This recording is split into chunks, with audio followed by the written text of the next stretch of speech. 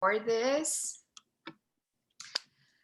So today is May 15th, 2021. And we are going to talk about Pluto in the chart, Pluto as an evolutionary force in the chart. Um, I have been working with these two books, Pluto, Donna Cunningham, Healing Pluto Problems, and this one, Stephen Forrest, The Book of Pluto. They're both super powerful, and I suggest you buy it. You get these books on Amazon because they give us a in-depth information about how to deal with Pluto.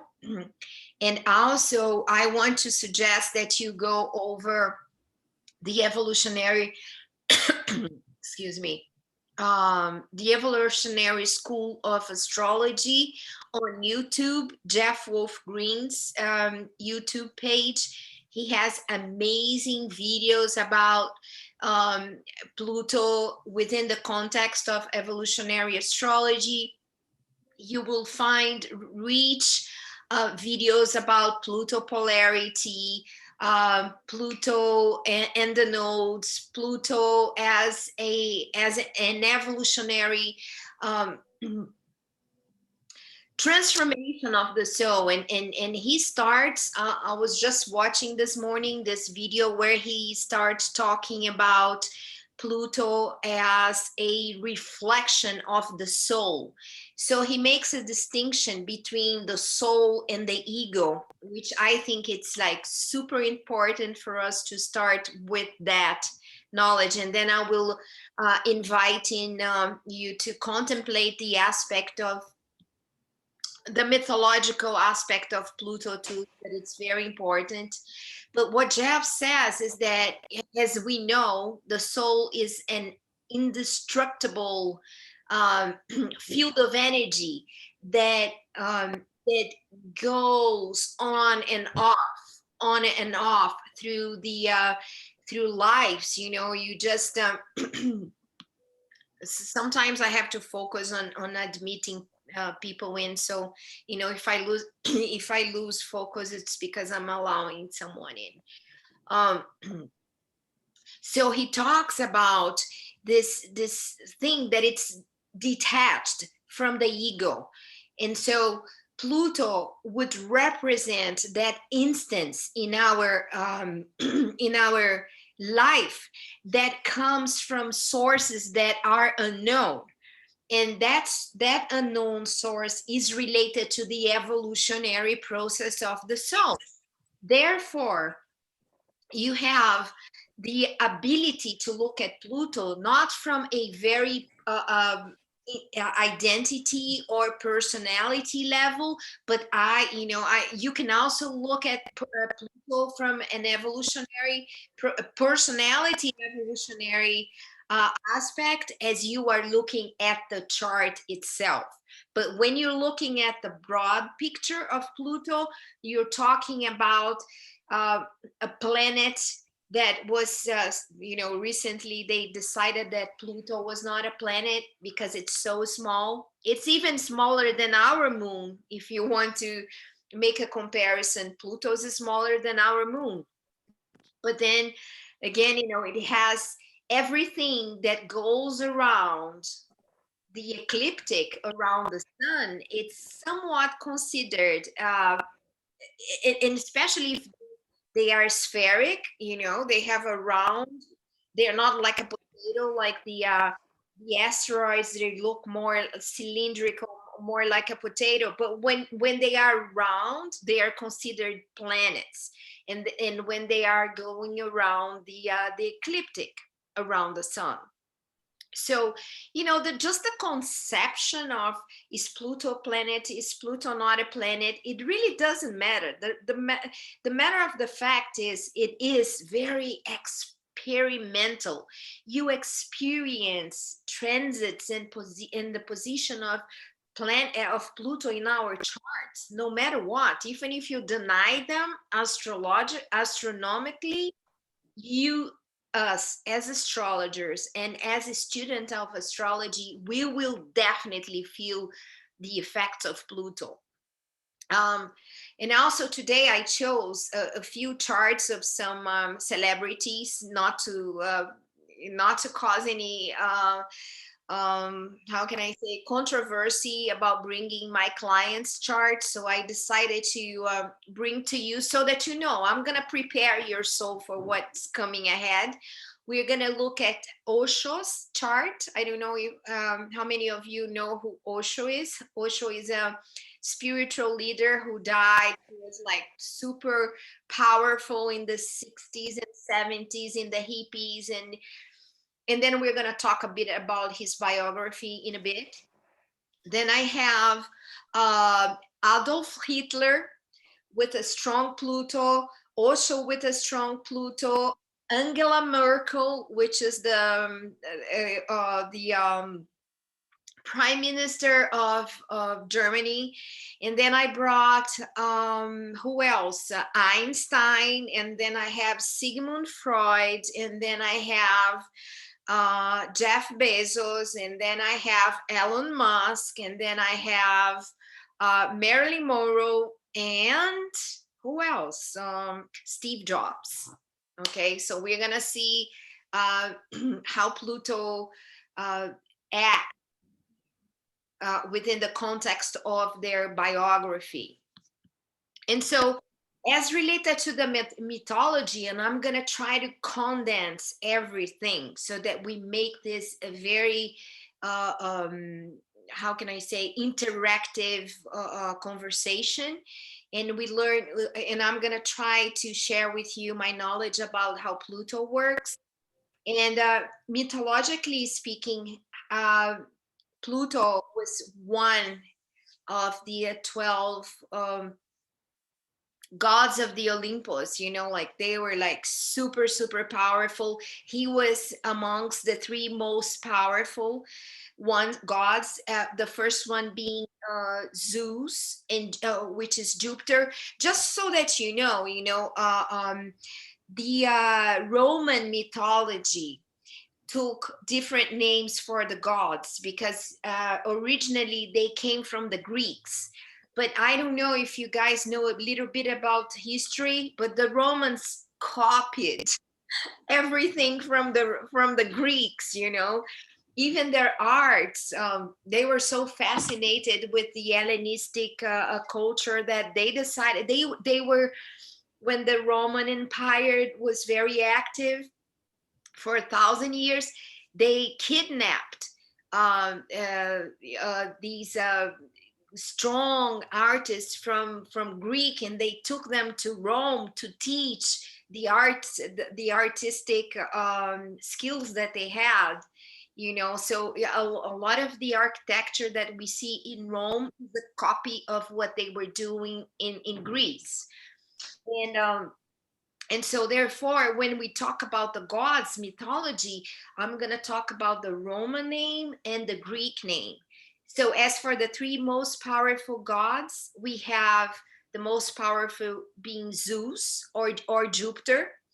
The second one, the second most powerful being Neptune or Poseidon. Okay. And the third one is Hades, which is Pluto. Okay, I don't know if you guys know that, but it's important. If you listen to someone calling Pluto Hades, you know where that comes from. The same with Poseidon and Neptune and Jupiter and Zeus. So Pluto was the god of the underworld. Therefore, he was also very connected to death, because we all go back to this darkness of the earth. That's where we come from. We come from particles of the ocean and the earth, the whole carbonic chain is what allows life such as we know, human beings, to exist. We are chains of carbon. I don't know if you guys know about that, but anyway, if you don't know, it's easy to know, because it's all over on Google. Can you guys just mute the mics, please? Whoever has the mic on. So Pluto and Hades they have a lot to do. It has a lot to do with riches that are underneath the earth, like precious metals and and also the crops. You know, so when we are talking about Pluto, we are talking about that energy, that powerful energy that comes from within the earth, and and so it's related to crops, right, that I said, about vegetation, everything that is planted, that you know, you grow the roots before you come out of the earth, you know, you have to grow root. So Pluto has a lot to do with how you grow your roots, how you establish that connection to the darkness. When you plant a seed, you know, that seed you I think someone has the mic on. Let me see who is this.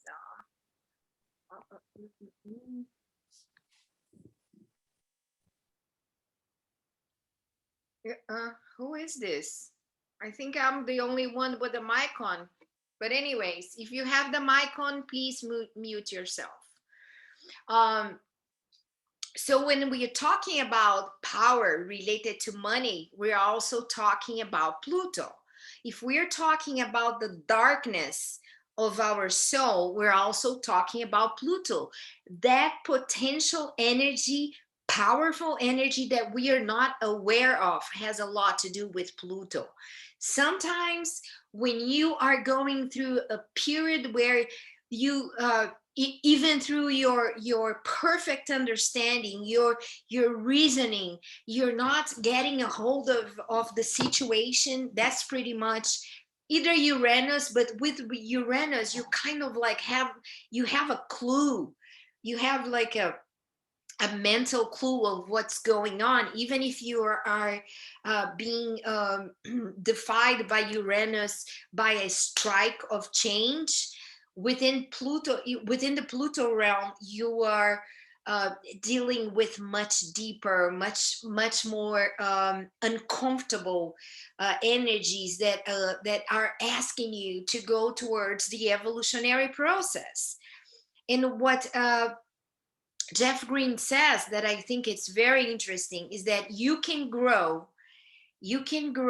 by cataclysmic energies through Pluto, cataclysmic energy, like a strike that will just devastate you completely, like you just like you lose your ground, or non-cataclysmic events. So change through Pluto can come within these two frameworks: cataclysmic and non-cataclysmic change. Both of them are going to take you through your evolutionary process of the soul. Pluto related to the depth of the soul. Okay, is everyone following me? Can you just give me the thumbs up if you are following me? Okay, great. And so when you're looking at Pluto from a personal perspective, you're looking at your personal power, the power of change, the power of allowing yourself to come to terms with your very depth, you know, like when you think that you are going in a direction that is calling you from the depth, you know that you're dealing with Pluto. Even if you don't know, you have an intuition that is coming from the depth of your soul. It has a lot to do with Neptune, but Neptune is not as a strong call for transformation. It is, but it's like more subtle. Uranus is sudden change, but Pluto is like, it really squeezes you. It's like it's really it's like it's an alchemical process. Pluto has a lot to do with all the processes that are going through a chemical transformation. In the first place, it can be very experimental. You know, you try out new ways of dealing with that energy, but after a certain amount of time, you have to get the heck of how you're going to deal with that energy, or you're going to be punished either with cataclysmic change or through death, you know, or some kind of deep loss, you know, transformation loss, and just like very painful. So um, how how does one deal with the transformation aspects of Pluto? And then I like to look at I don't know if you guys know the myth of Persephone together with Pluto. Persephone was the daughter of Demeter, and she was had a relate that had the same name as Gaia, which is the Mother Earth. So Persephone went around and the fields, and she ate a little seed of Roma. I don't know how you call that in English, but it's a little fruit. So that fruit was enchanted by Hades, Pluto, the lord of the underworld. So once she ate it, she was captured by Pluto to the underworld. So within the frame of fated energy, Persephone meant that energy that was captured by Pluto. And then Gaia, her mother, felt so desperate with her disappearance that she struck a deal with Pluto, Hades, that if he did not return Persephone to to her to her mother, to herself, that she would just devastate the whole crop on top of the earth. She would just dry everything, burn everything, and we would just live in a completely devastated environment, landscape. So they struck a deal, you know. So Pluto said, well, she's gonna stay with me for 6 months, and then I will return her to you for another 6 months.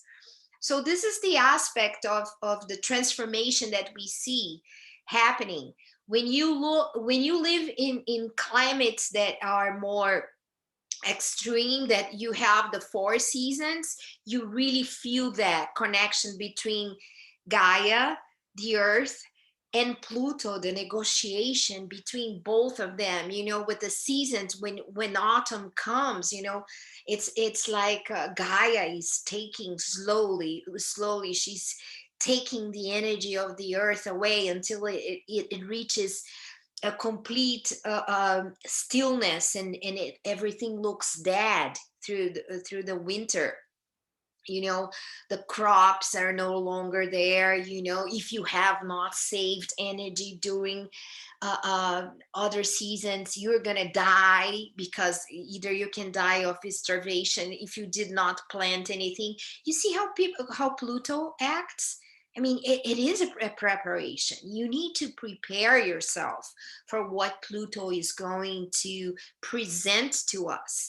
So there's no way we can escape that, you know. So when winter time comes and Pluto is keeping Persephone down with him, you know, the whole strength of the earth, you know, is kept underneath, because when springtime comes, it all pops up again. How is that? Isn't that powerful? I mean, I even get goosebumps. You know, when you go upstate here in New York, you see that I lived upstate for 2 years, and it's amazing how, you know, all of the sudden the winter time with all those naked trees start popping up life again, you know. So this shows a lot the energy of Pluto when he's returning Persephone back to Gaia. And this happens every single year. So sometimes people say, "Oh, astrology." I was talking to this gentleman this weekend, and I was telling him that I am a psychology and an astrologer. And so he said, next thing he asks me is like, "Can you read my hands?" And I said, "Well, yeah, I can look at your hands, but it's not the same thing." So he said, "Is astrology scientific?" I say, "Yes, as much as the change of seasons are. Every year we can perceive the change of seasons, and as well as we can perceive the cycles and the patterns that happen in the sky. Those are repetitions that allow us to perceive a certain pattern that will lead us to some interpretations. Like it is true too that during the winter time we are much more reflective. We go inside, we have that need to be more introspected. The creation comes more from the inside, and as the life comes back, you're more to the outside. And that applies to the Pluto energy too. When you are having hard Pluto transits, go inside. Go inside. It's not for you to be trying to open up a business, to start a new relationship. If your relationship is going through a deep transformation during Pluto transits, do not try to buy a Chanel purse to seduce your man or your women, because it's not going to work. It's something that it's happening in another level. The whole enticement between Pluto, the relationship between Pluto, Persephone, and Gaia, it's one of like really understanding what's going on, really understanding what it's at stake, really understanding what the deal is that you have to make with Pluto. Okay. And when you're having trines and sextiles and sometimes conjunction of Pluto, this is really the time when you cannot just escape, because a lot of us will not even live a conjunction of Pluto to our suns, because as you know, Pluto takes 248 years to go around the sun. So Pluto cycle is a very long one. So we don't even live a whole cycle of Pluto. If you were born, for example, like now, Pluto is in Capricorn, just like changing subjects. And the same subject, but just going, looking at the transits. If you were born, for example, a Leo or a Cancer, within this century, you're not going to experience a conjunction of Pluto to your sun ever. Like for me, I will experience it within 30 years. Pluto will be in Pisces. So I would say this might be a moment when I'm about to see the transition from this world to another.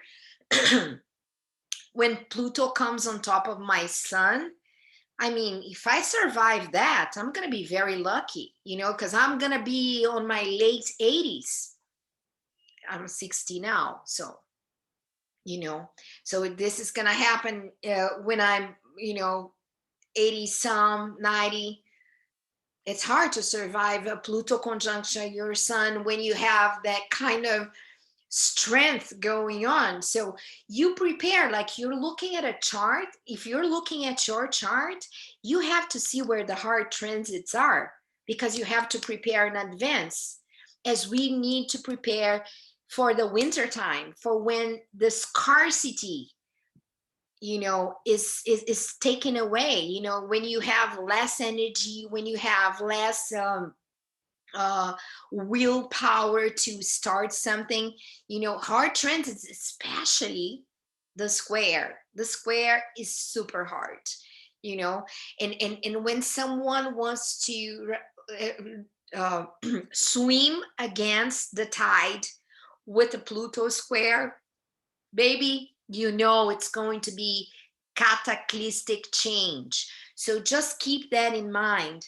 If you are going against the grain, if you're walking, if you are swimming against the tide with a square of Pluto to any one of your personal planets, to any one, or even the social planets, which is like Jupiter and Saturn, and even if it's squaring the transcendental planets, which is Neptune, Uranus, Neptune, and Pluto itself.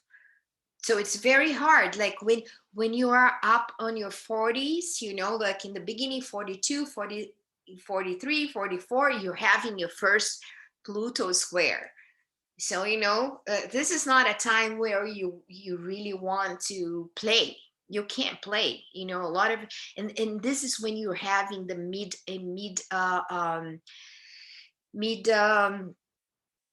midlife crisis. Midlife crisis is coming at your 40s, you know, before, because Pluto is making a square to Pluto. So that moment it's just like, okay, so what are you doing with your life? Are you still relying on your ego, or are you going deeper, you know? So this is a moment when when a lot of people change careers. Sometimes they lose their partners, sometimes they change their lives completely.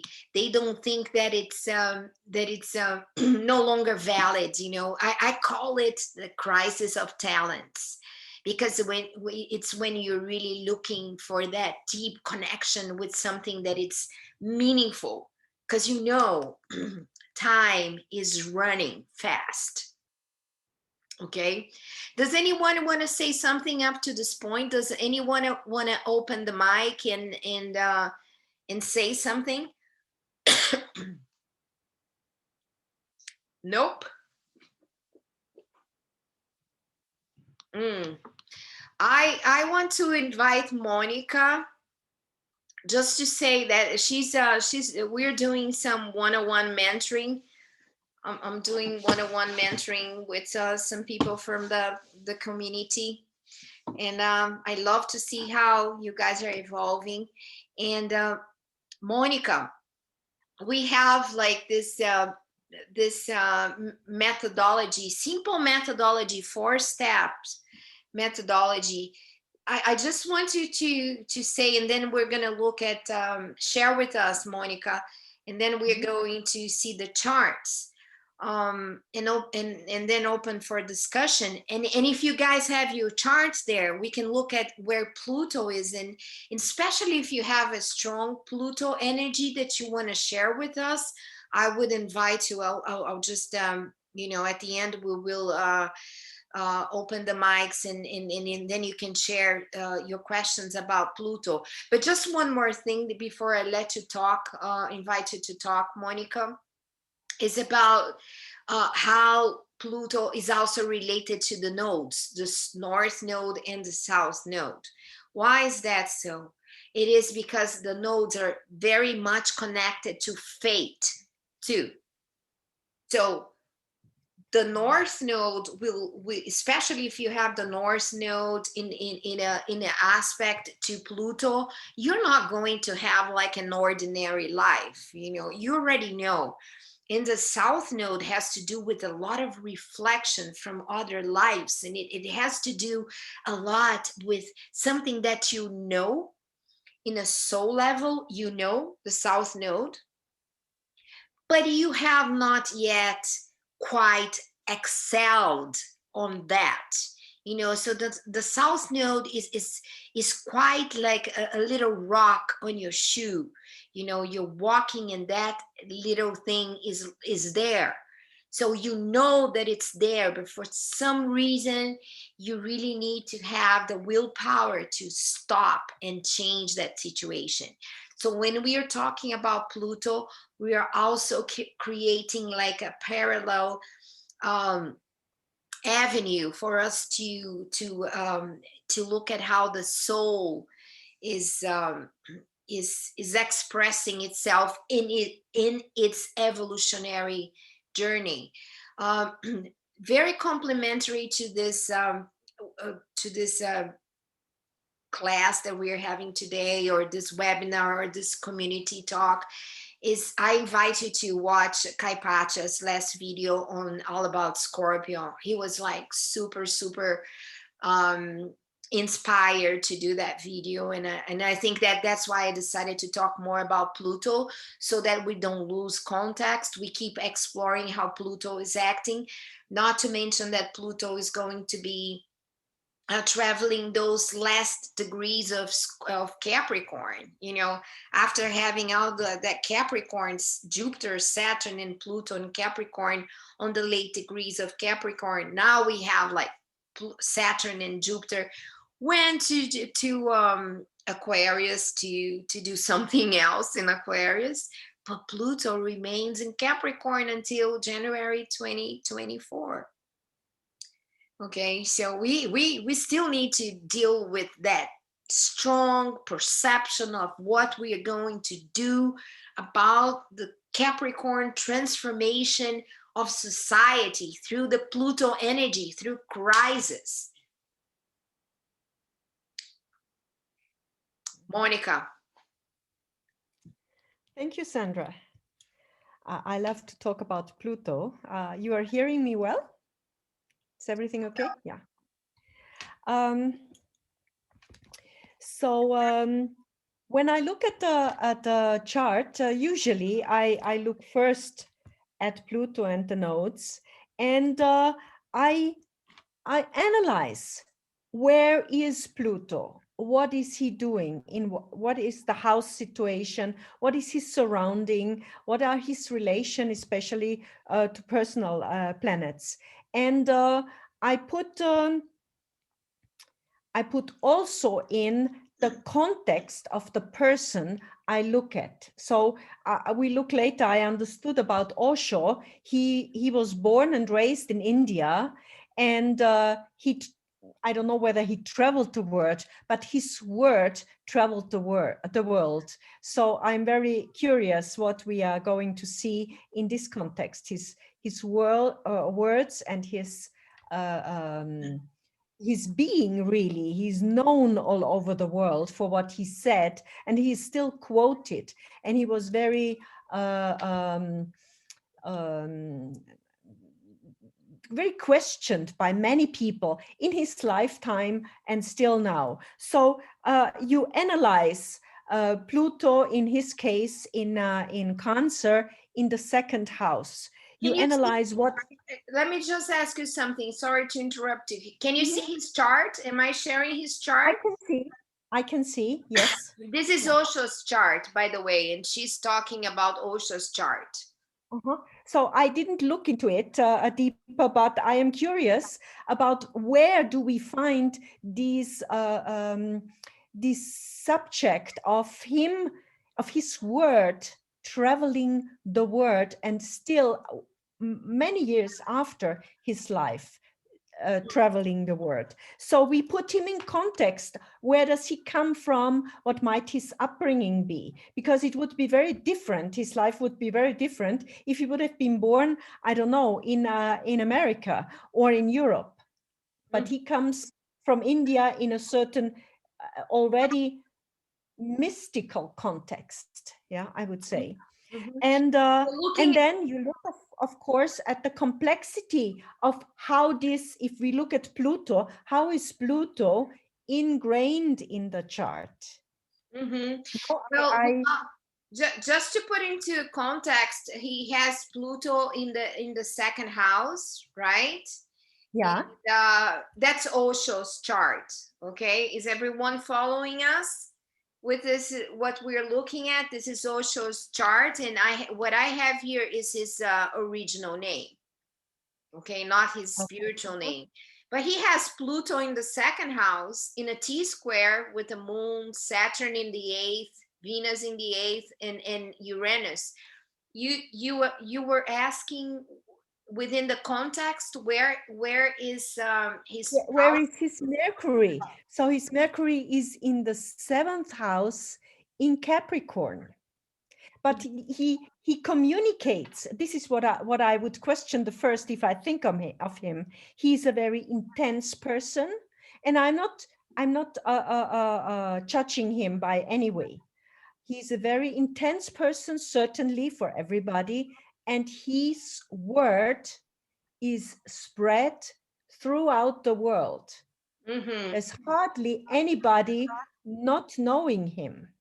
Uh-huh. Yeah. Where do you see that in his chart? Looking at his chart. Take your time. Well, I would word has to be in connection with Mercury, and Mercury in the seventh house means he communicates and connects and relates to the world. The way he communicates and relates to the world, What if it's about in the his seventh Uranus? What house. about his Uranus in the 11th house in Aries? How do you see that? There he is he is this is the other point, not so if I talk about the words, then I talk about Mercury. If I talk about his position in the world, we look at Uranus, and there in the 11th, of course, he is like here for everybody. Mm-hmm.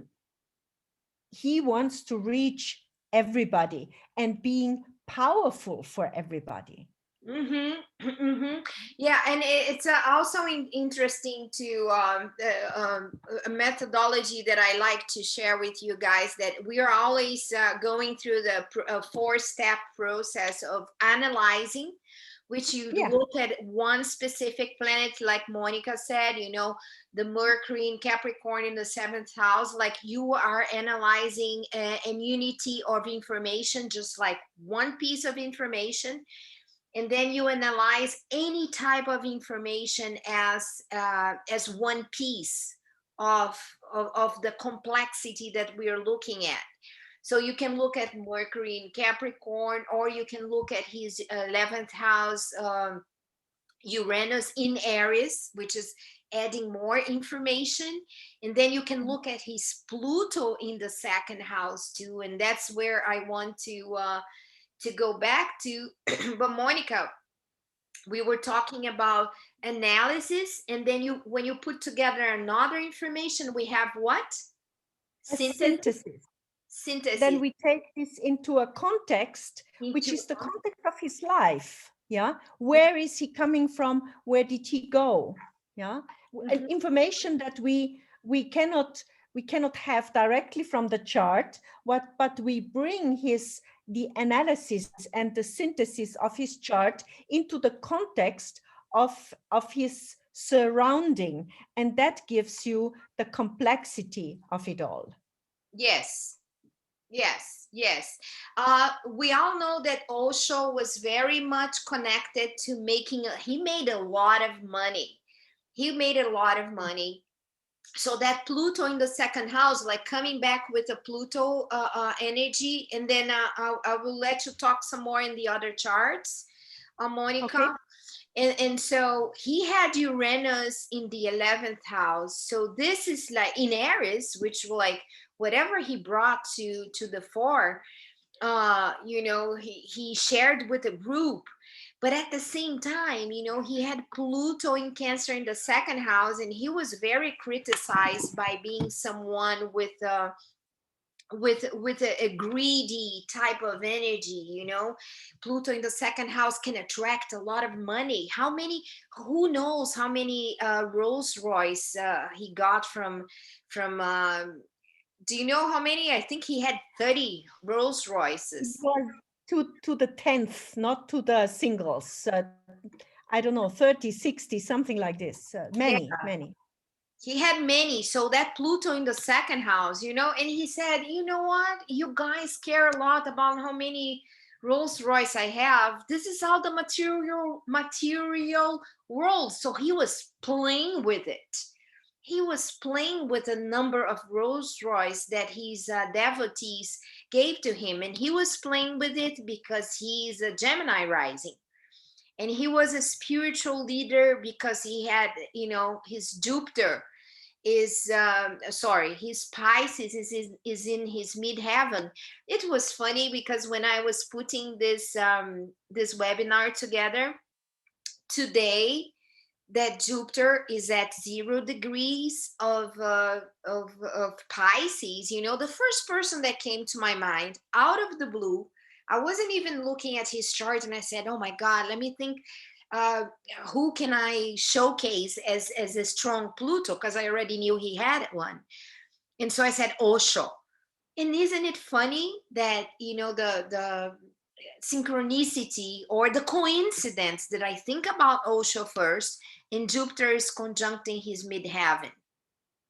So someone out in the world, even if he's dead, just thought about him and decided to use him post-mortem, you know, as a requiem or something for this dead person. And then I want to tell you something. When we are talking about Pluto, we need to think about the eighth house, and we need to think about Scorpio too. You know, they're all correlated. And when you look at his eighth house, look at this: Venus, Saturn, and the moon.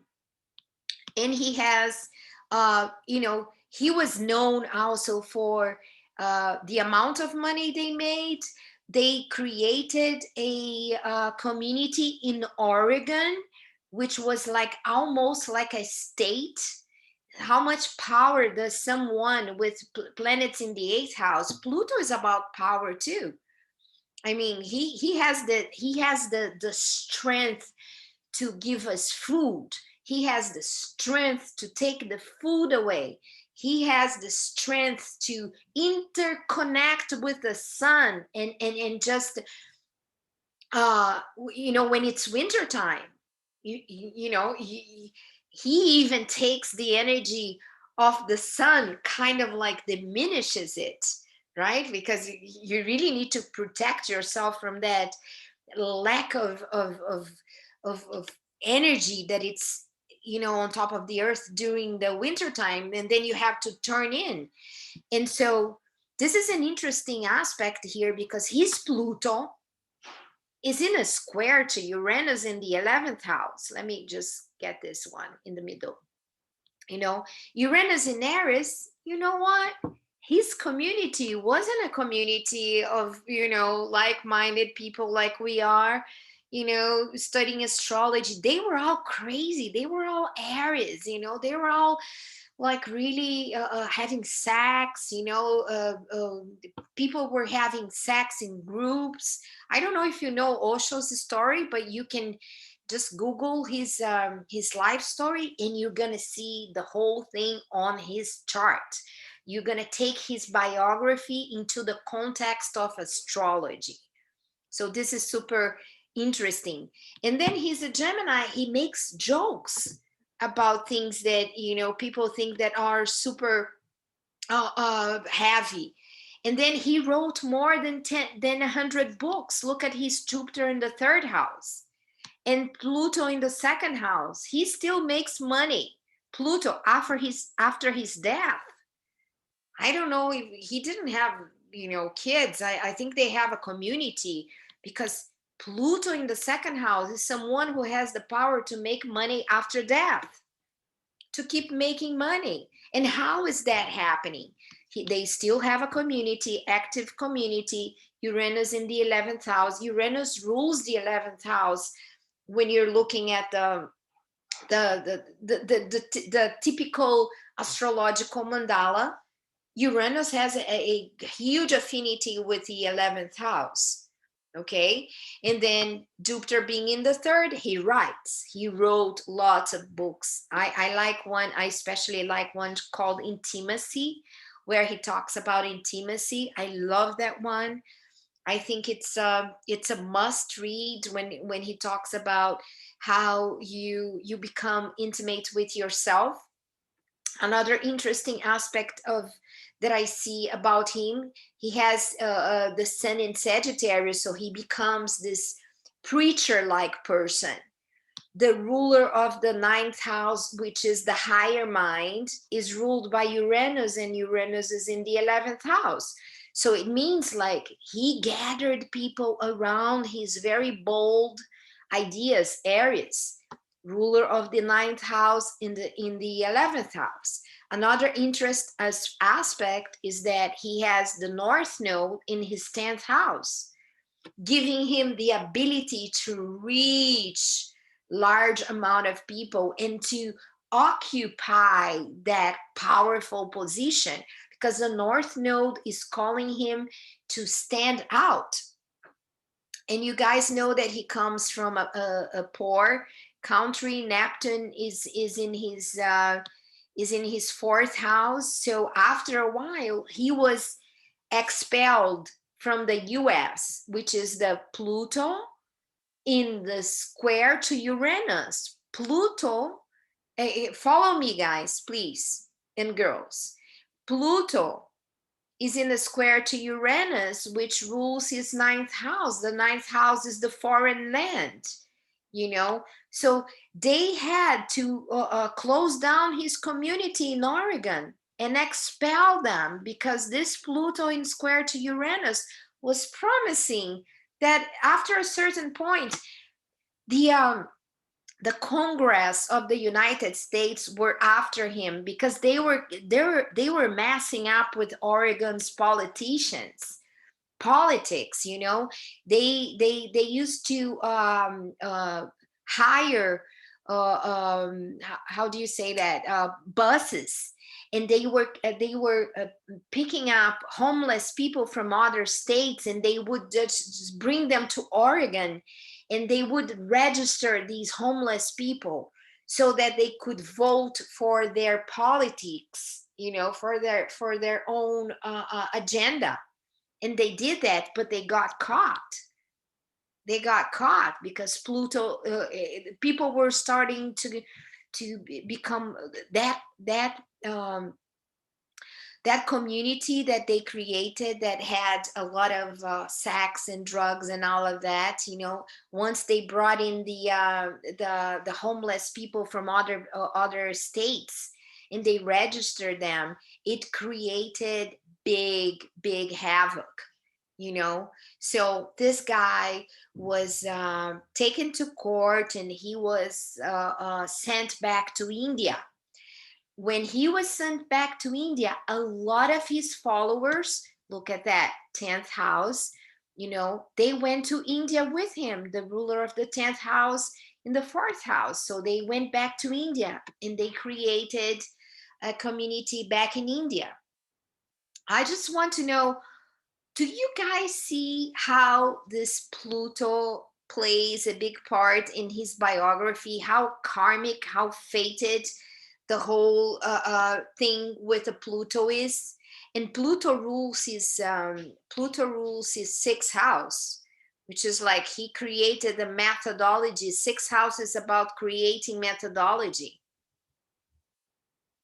Okay, and then you have a T-square. Pluto is in opposition to Saturn. Saturn rules the 8th house. So not only he was expelled because the T-square, the 9th house, was in Uranus was in a square to Pluto, and it was in a, sorry, Uranus was in a square to Saturn and in a square to Pluto. Does that make sense? I don't know how advanced you guys are in interpretation, but this is not astrology 101.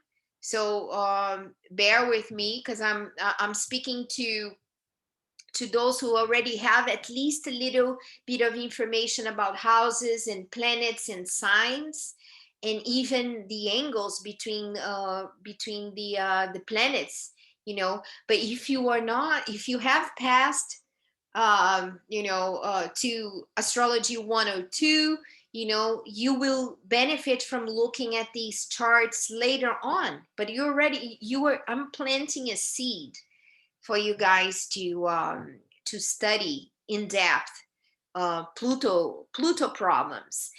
And then I would say this guy had a strong life with a huge Pluto influence because he had Uranus in the 11th house in Aries. That's why, because otherwise he might not have had the amount of influence that he had. So this whole, the presence of Uranus engaged in a T square provoked him to come out and express everything through his 11th house and through the North Node in his 10th house. I'm going to move on to Adolf Hitler's chart. And do not forget, we're looking at Pluto positions here. So Adolf Hitler, remember to take that, as Monica said, analysis, synthesis, context, and complexity. These four things you have to take into consideration. So that let's do just an analysis here. Pluto is in Adolf Hitler's 8th house. So, you know, he liked death, right? He liked death, and he was known for being a cold killer. You know, he had Pluto in Leo in the 10th house. You know, Pluto in Leo in the 10th house is like, I am in charge, and you do not come after me because I am in charge. And he convinced a lot of people because he had Venus, Mars, and he was a Taurus. Look at that. You know, you wouldn't expect a Taurus to be that mean, right? Except that he had Uranus in his 11th house and in his 12th house. Uranus was in an opposition to Mercury. So his mind was very cold. And not only that, he had Pluto together with Neptune in the 8th house. So, you know, Pluto together with Neptune in the 8th house can bring about, and Pluto was in Gemini. So it shows his charismatic way of communication and communication to bring other people in his deathful, dreadful techniques of perpetrating forget about it, death, you know, because of Pluto in the 8th house. So he's doing the cataclysmic evolutionary process to the reverse. He's really not using that as an evolutionary process of the soul. He's using it as a cataclysmic way of manifesting the Pluto-like. He probably went back to the end of the line, you know, to come back and work again. And the fact that he has Uranus in the 12th house, it means like he was a bit paranoid. Maybe he felt that he was really in charge of something big that he should do in the destruction level, okay, because of Pluto and Neptune in the 8th house. But not only that, he was a leader out of his own country, because he was from Austria. And he became a leader in Germany, you know, which also shows that, you know, this Saturn in Leo in the 10th house gave him all that power. And I want to share with you something that really concerns me in astrology, is when I see Saturn in square to Venus. He becomes cold, he doesn't get involved, you know. I have in my chart, I have Saturn in a square to Venus, but I do not have Saturn in square to Mars. You know, Saturn in a square to Mars is like someone who is cold enough to kill. Mars is the killer. Saturn is like being cold. So when you have them in a conjunction, or you have Saturn in a square to Mars, you know that either the person putting it into context, either the person has gone through some has gone being a victim, has gone through some violent expression through another person, or they will manifest it through themselves. So I would say this little baby here called Adolf Hitler, he wasn't well treated by whoever was parenting him in the first place. So he grew up with that Saturn in square to Mars as something that did not really allowed him to be a mild, have a mild expression of Saturn in square to Mars. And I'm gonna tell you something. I do not. I I never saw someone with Mars. You want to say something, Monica? Maybe I would like to add something before you finish with Adolf Hitler. Some interesting things, I think. You want me now? Yeah, you're from Austria. So there are two what I find interesting, and I really never looked at his chart before, but seeing Pluto Neptune in the eighth house might give a hint. One, that he used to be to remain in his power, and as a tool for his power, he used mythics, he used magic, he used people who could connect and Yeah, influence energetically the course of events. That is very one. meaningful. Sorry? I said very important. That's true. He Yeah, yeah, used yeah. It's very astrology. interesting He true. because I think this was Neptune showing. It's an interesting aspect to see Neptune in the eighth and knowing that he worked with this. Really, it is not very well known. I don't know whether he wrote about it, but he did this. And the other thing is that he went to Germany because he was refused in the art university. He wanted to study arts. He was a painter. Oh, I And didn't know that. yeah, yeah. And so imagine if he would have gone to the art, I don't know what it's called, conservatory or something, that he would have taken a totally different course. Yeah. Absolutely, yes. But you know, with that Pluto in the eighth house, he was called through the To do, darkness yeah, too. And to not the, only that, just the Uranus in the 12th house, you know. Either you're doing the spiritual path. There are three things here that really show me that putting into context, mhm. Saturn in Leo in the 10th house, he was called to take power. I mean, he wanted big power. And another information, I don't know how close, but very, very, very close in birth time is Charlie Chaplin. Hmm, They interesting. have they have I'm not sure about the houses, but the aspects almost the same. They are born in a few minutes apart, Mm-hmm, very, very little apart. mm-hmm. Yeah. Yeah. So how did one work out Mm-hmm. and how did the other work out? Oh, okay. So we can bring Chaplin's chart at the end.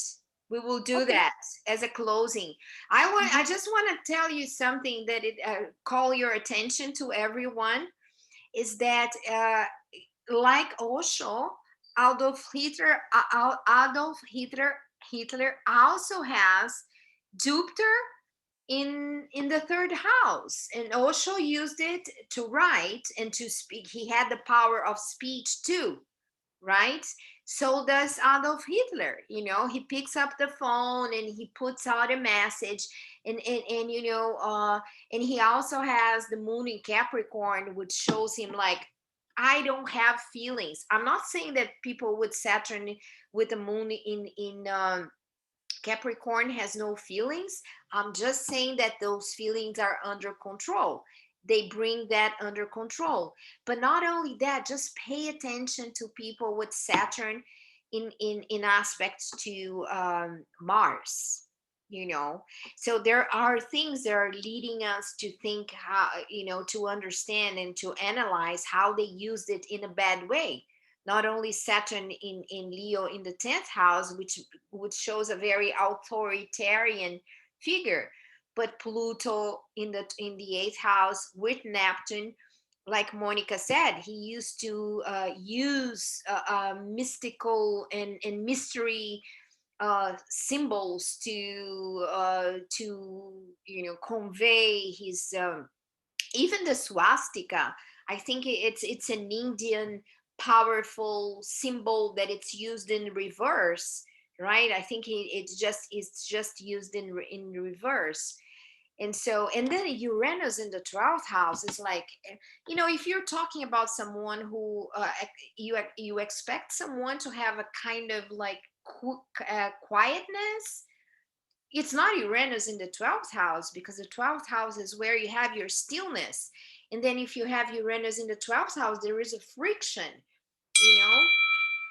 And not only that, Uranus in the 12th house will also uh, lead the person to express a little bit of schizophrenia, you know, because the 12th house is the innermost house, is the house where you are processing everything from other lives. And the fact that Uranus is making an opposition to Mercury, you know, it has a lot to do with, especially coming from the 12th house. That's my point here.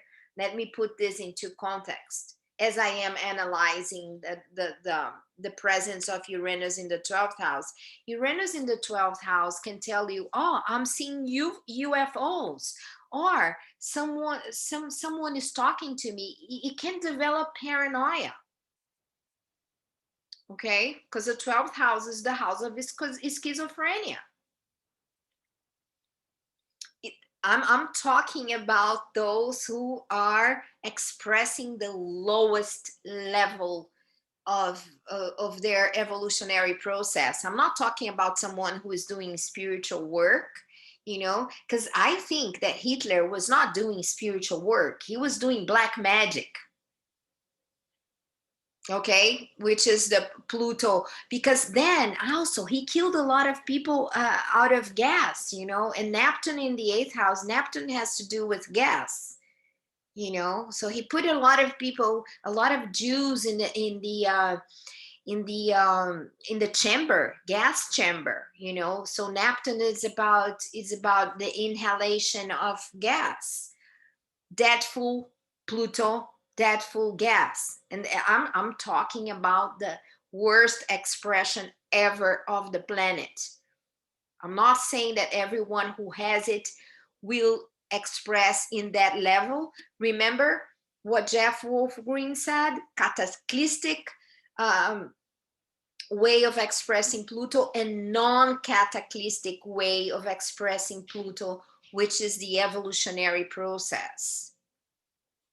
Okay, so you're gonna go through the evolutionary process by destruction, cataclysmic, bad events like strong, deadful, you know, or you're gonna do it through your consciousness, which is it's more desirable. That's why I'm telling you guys that it's about introspection. And when Donna Cunningham talks about how to heal Pluto problems, she talks a lot about developing consciousness. And I am going to share my own experience with you guys, because I have Pluto in trine to my Venus, in opposition to my moon in Pisces, in conjunction with my North Node in Virgo, in opposition to Mercury, and in sextile to my Mars, and in sextile to my ascendant. So Pluto aspects all my personal planets, you know. And I feel like I'm super Plutonian. I have a strong expression of Pluto. Therefore, when I felt that, and I felt that I could attract, and I have attracted intense factors in my life, but I always managed through my ninth. I have the sun and the moon in the ninth house in Pisces. So through my higher mind, I said, I know I don't want to go this way. I'm gonna go this way.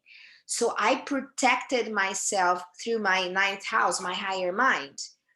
But taking into context, whenever you have planets, a Pluto aspecting your personal planets, you're going to be put in front of choices. Like,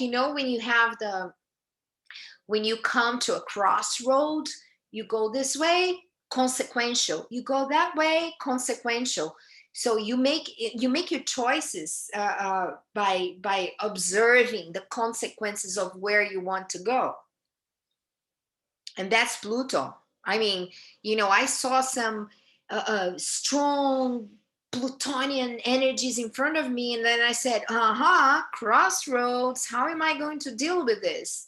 And I'm sure you guys go through the same thing, especially if you have Pluto aspecting any planets in your chart, especially the personal planets. And I'm telling you again, watch out for Pluto, Mars, and Saturn, Mars, and Pluto, Saturn, Mars, because those are very dangerous aspects that you have to come to terms with. Okay, so another one that I want to show you now, introducing the feminine aspect, is Angela Merkel, okay, the Prime Minister of Germany. Let's look at her Pluto. She also has Pluto in the eighth house. Like who? Like Hitler. She also has Pluto in the eighth house, and she has Pluto in the eighth house in an opposition to her moon in Aquarius. Another interesting aspect that we see here is that she also has Saturn in her 10th house, which shows the grip of power that she has. And it's in Scorpio. Look at that. Now I want to bring the aspect of Pluto through Scorpio. And do you guys remember that the first ruler of Scorpio was Mars, right? Because before they discovered Pluto, Mars was the ruler of Pluto. So she has Mars in Sagittarius in the first house. So she's a religious leader. She's a Catholic, I think, or she's Christian or Catholic or something leader. So this shows that Sagittarius rising, her party signature is that she has this strong leadership through her religious philosophy. And then Saturn is here. Look at this. And Saturn is making a square to her Sun Uranus in the 7th house. Look at this. Sun is at 24 degrees of Cancer, and Uranus is at 23 degrees of Cancer in her chart. Okay, so Joss is saying Hitler had a cult with extraterrestrials, the rule. Okay, so we're talking about the Uranus in the 12th house, if you can remember that, right? So just looking at Angela Merkel, because we have other charts to look at, what the point I want to make is that she also had Pluto in the 8th house. She inherited somehow the same energy as Adolf Hitler. But the difference is that she decided to do something else with her energy. She does not have any planets in the 12th house. So she's not really receiving voices from the UFOs to tell her to get paranoid and do something. So you see, when you have a strong Pluto with funny placements in the 12th house, you know that the person might be feeling that she's called to express that in a dark way. if not through high spirituality. And another interesting aspect here is that Pluto is making a trine to Angela Merkel's Mars. So we're talking about someone who inherits power from Pluto, because Pluto is making a trine to Mars. This is a lot of power. Who knows how long Angela Merkel has been in power? Do you guys know? She's been like reelected on and it seems like it's almost like Putin, Netanyahu. How can these people hold power for so long? Netanyahu in Israel, and Angela Merkel in German, and thank God here in the States they're only allowed to stay up to 8 years, because I'm not going to go back to to discuss with you guys what would be of the United States of America if we had another 4 years of that blonde Frankenstein. I call him the blonde Frankenstein. Forgive me if I get a little political here, but let's look at Sigmund Freud. Then I want to make this very uh,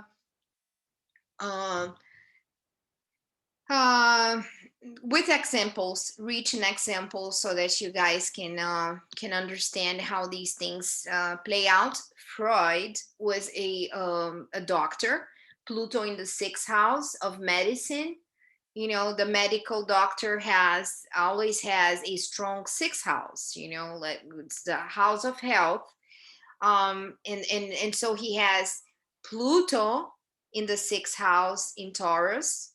He has the sun in Taurus. He's Taurus, just like our Adolf Hitler. He has Uranus with the sun, just like Adolf Hitler. Okay. And he has Mercury in Taurus. So he has a stellium.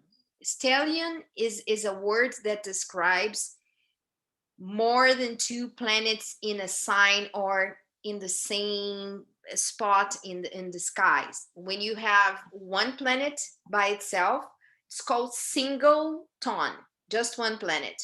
When you have two, it's a conjunction. When you have more than two, it's a stellium. Okay, just the names so that you learn. So he has a stellium in Taurus, just like Adolf Hitler. Bringing back Adolf Hitler, he has a stellium too. Look at this. He has Sun, Mars, and Venus. Now, going back here. Sigmund Freud, he has Pluto in the sixth house. Where is his power? Where do you see his power here? He has Pluto in the sixth house, which gives him a lot of power within the context of his medical practice. He has Saturn and the moon in Gemini in the eighth house. The eighth house, just to give you more context, the eighth house has a lot to do with crisis. It walks very similar to Scorpio and Pluto. So he was exploring how the mind works, right? That was what Freud was doing, and he was doing that through psychoanalysis, who is a speech therapy Gemini. So he was interested to know what kind of crisis was happening in the sixth house. He took it very deep, Saturn, and he took it through the moon in Gemini. He made people talk about their feelings. The moon in Gemini in the eighth house. Talk about your feelings and your crisis, eighth house. And then Sigmund Freud has Scorpio rising. The ruler of Scorpio, the modern ruler of Scorpio, being Pluto, he has the ruler of the ascendant in the sixth house. So he does deep work. He does deep work. Okay, and he brought a his ideas at the turning of the century. He published the interpretation of dreams in the 1900s, the turning of the century. He was publishing that, and he was talking about children's sexuality. He was expelled from the medical society because he was talking about child sexuality, and people couldn't listen to that. It was just like a novelty for them, that a doctor that was doing deep research on the human mind, the eighth house, Saturn in the moon in Gemini in the sixth house. He talks about kids sexuality.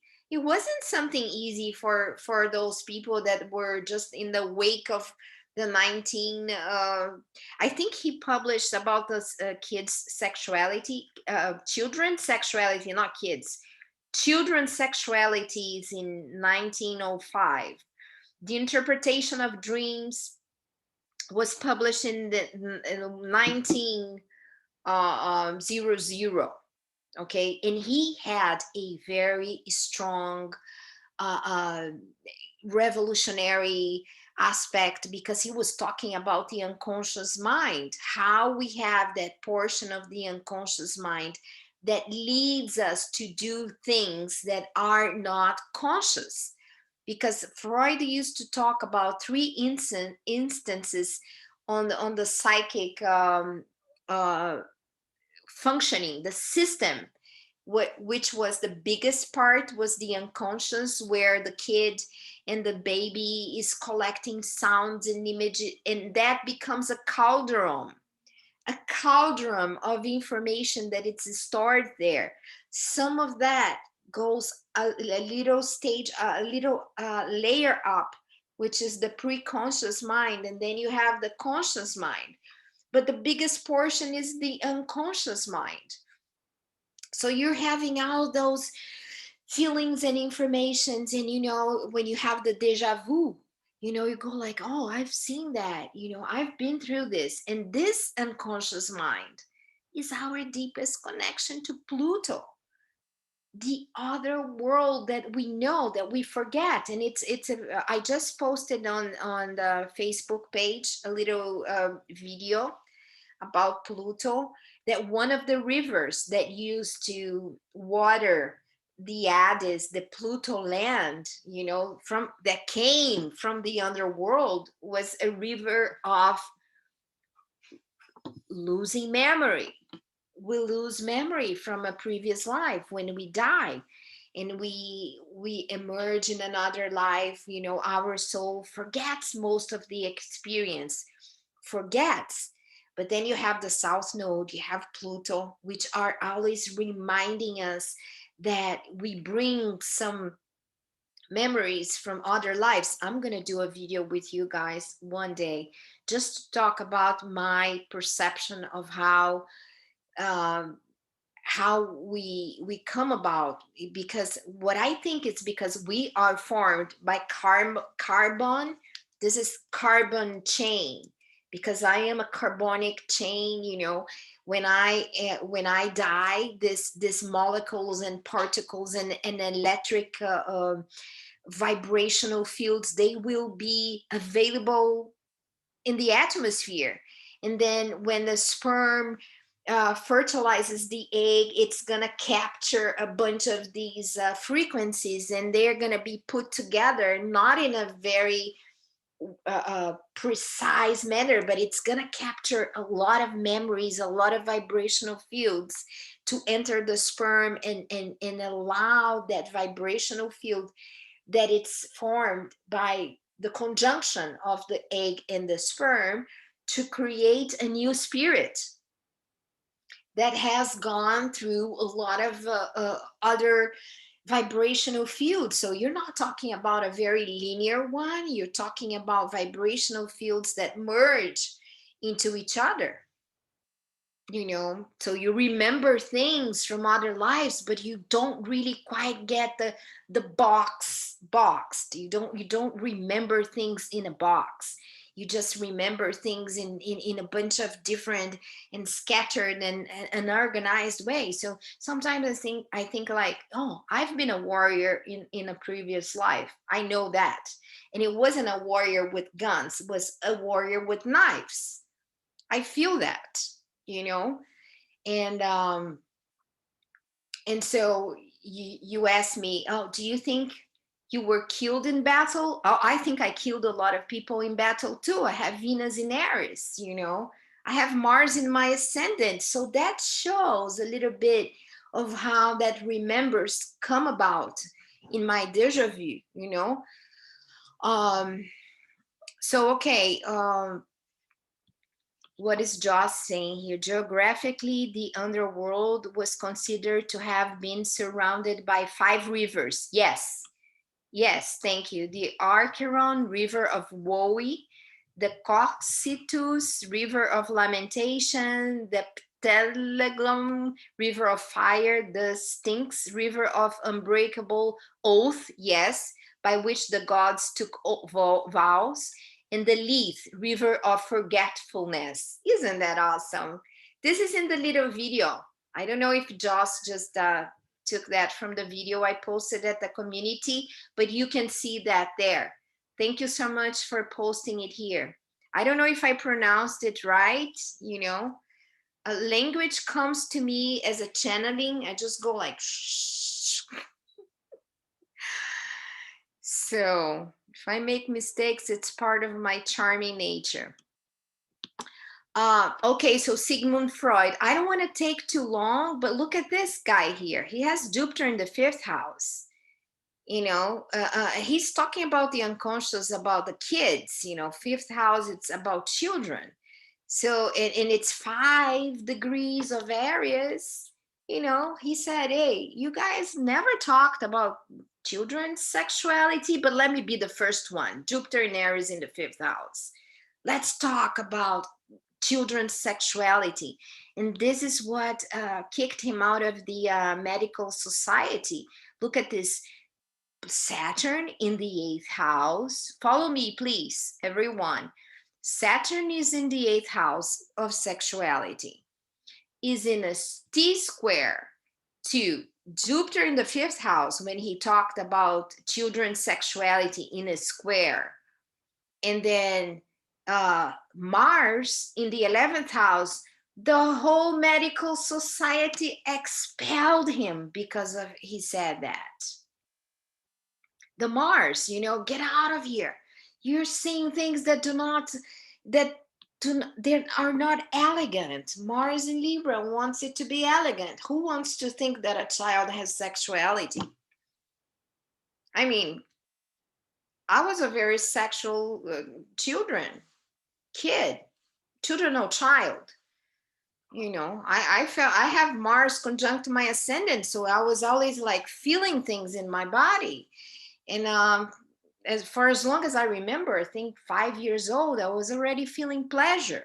Sorry if you don't like to hear that, but it's true.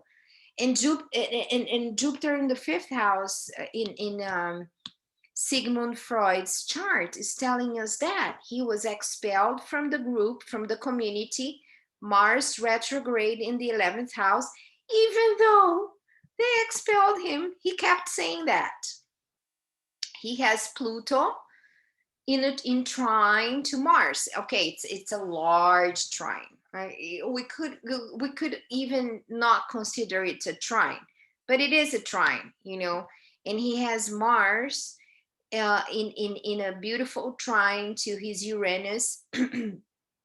It's not in a trine; it's in a trine to Mercury. Okay, but there is an opposition here. He also has Neptune in the 4th house, and he had to escape the Nazi invasion in Austria. He came to the States and he became a teacher here in the States. I don't know if you guys know that. And he was saved by Maria Bonaparte.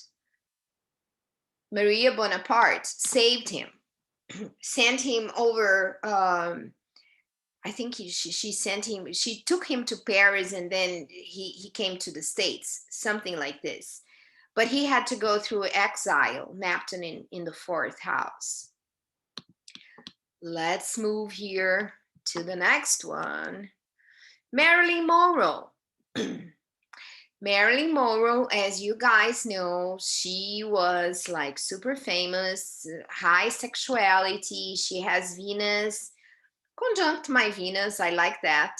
You know, I have Venus on the same degree as she has. But look at this here. She has Uranus, Mars in the eighth house. So she was a sexual symbol. Remember that? You know, she was showing her legs and she was having an affair with a president, you know, the sun and Mercury in the 10th house.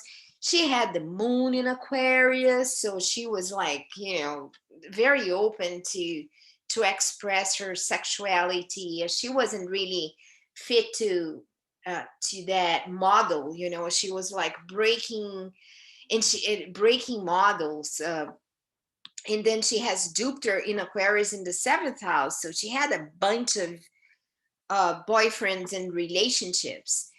She had Neptune in the first house, and Pluto is in a big trine. I mean, when you think about someone who had a very, very, very strong presence as a Venus in the ninth house, you know, like someone who is known for saying what she mean what she says, and at the same time having Pluto in the 11th house gives her a lot of charisma. But taking that, Monica, taking that into context, like we say, Uranus and Mars are in her eighth house. Something very important for you guys to know about Pluto. Pluto is a planet of compulsion, compulsive behavior, something that doesn't stop wanting to be expressed. So the modern life is very compulsive. So we are living the bad aspects of Pluto, compulsion, something that comes deep down from your soul and you have no idea where it's coming from, but it keeps coming back. It keeps requiring attention. It keeps pushing you towards something you don't even know what it is, but you crave for something that you don't know what it is. So whenever you feel that someone is being very compulsive, you're looking at Pluto cravings, Pluto compulsive behavior.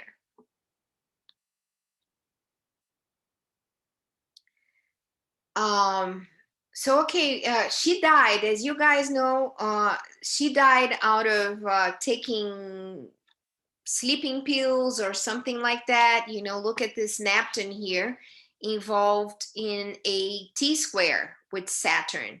Saturn in a square to Saturn in Scorpio. Hello, we're talking about Pluto, Scorpio, and the eighth house. She has Saturn in Scorpio in the fourth house, so she died within her house or her hotel, but was, you know, it wasn't that she died in a hospital or anything. And she has Uranus, Mars in Pisces, you know, that's compulsive too. Something that she doesn't know, maybe she will take this or she will take that, and if someone tells her to experiment another drug, she might do that, you know. And Neptune is like really not giving her a clue of who she really is, even though she has Mercury and Mars and the Sun in conjunction in Gemini. So it's just like, well, who am I? Am I supposed to be this? Am I supposed to be that? You know, and Uranus is pumping her sexual energy, and she's getting all these you know, appraisals for her beauty. Venus is in a trine to Neptune, but none of that can give her the type of how can I say, the type of easiness of the soul as as she would expect to have with that Venus. I mean, her Venus is very well expected, you know. She has a trine with Neptune, and she has a sextile with Jupiter. I mean, this is super, super interesting, but still, Uranus and Mars in the eighth house. It's like they're guests in Pluto's house, you know. And when you have the eighth house not being worked through therapy, eventually we are going to feel that this is something that will pulse within them, and it's probably not going to be a very good expression for the personality, not even for the soul. So now we're going to move to Albert Einstein. Do you want to say something, Joss? Yeah, I just noticed about Marilyn Monroe, her Pluto was very near her south node. Can you expand on that? You know, when you see Pluto near someone's south node? That's the North Node. Oh, North Node. Oh, right. Yeah, sorry. Yeah. She has that North Node in the 12th house. Well, you know, the North Node always, it's always talking about something that you feel that you must express. Even if you don't express, it's something that you must express. Okay. The fact that she has Pluto together with the North Node, which I have too in Virgo, it shows that the life purpose has a compulsive nature that needs to be addressed. Okay, so it's just like I must express this. The problem with her is the complexity, the context, and the complexity of her chart, which from the perspective of just analyzing, which is the first stage of our analysis, a chart interpretation is the analysis. If I just look at Pluto with the North Node without looking at the rest of the chart, putting into context, not even to mention into complexity, I'm looking at someone who has a very emotional nature because of the presence of the North Node with Pluto in Cancer. Thank you. Okay, but listen to this. There are other elements that are disturbing that kind of, and you know, when she talks, she doesn't really talk like Venus in Aries, you know. She's all sweet, she's just like, you know, all charming, and you know, she's like, everything is, it almost feels like she's a Cancer. Okay, but her confused nature, she was never really too sure of who she was, even though she had aspects that people made her know or understand, or they told her, you know. She has the Sun and Mercury in the 10th house, so and Venus is the highest planet in her chart in Aries, so she was just expressing that out of a lot of impulsive expression. Yeah, she did seem to want that ideal home life, you know, sort of like all of that, but obviously didn't get it. Just, I would say that, putting into context, she had a very sad childhood for some reason, even though that did not block her from expressing, you know, that higher expression as an actress, because Venus is very high, and Sun and Mercury in Gemini in the 10th house. So she did play different roles. Okay, and she was always surrounded by Pluto in the 11th house always shows someone who has powerful friends. It will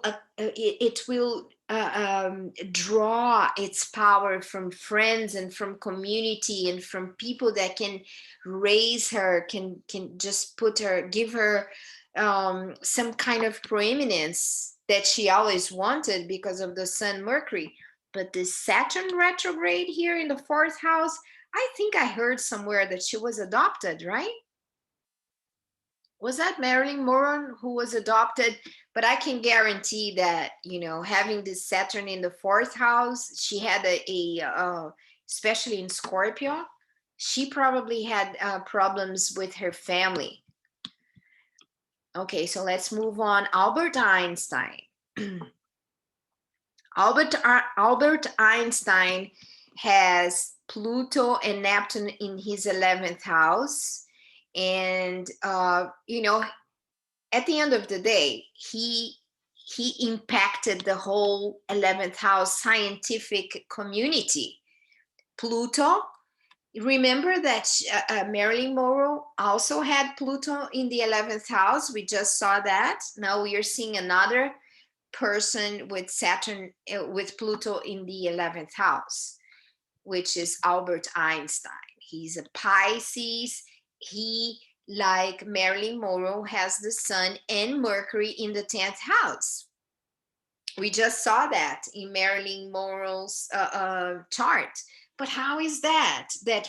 That's why I keep saying, and that's what Monica was saying in the beginning, is that you do an analysis. If you just look at the analysis and you think that a repetition of that analysis will lead both of these fellows to go in the same way, no, it's not.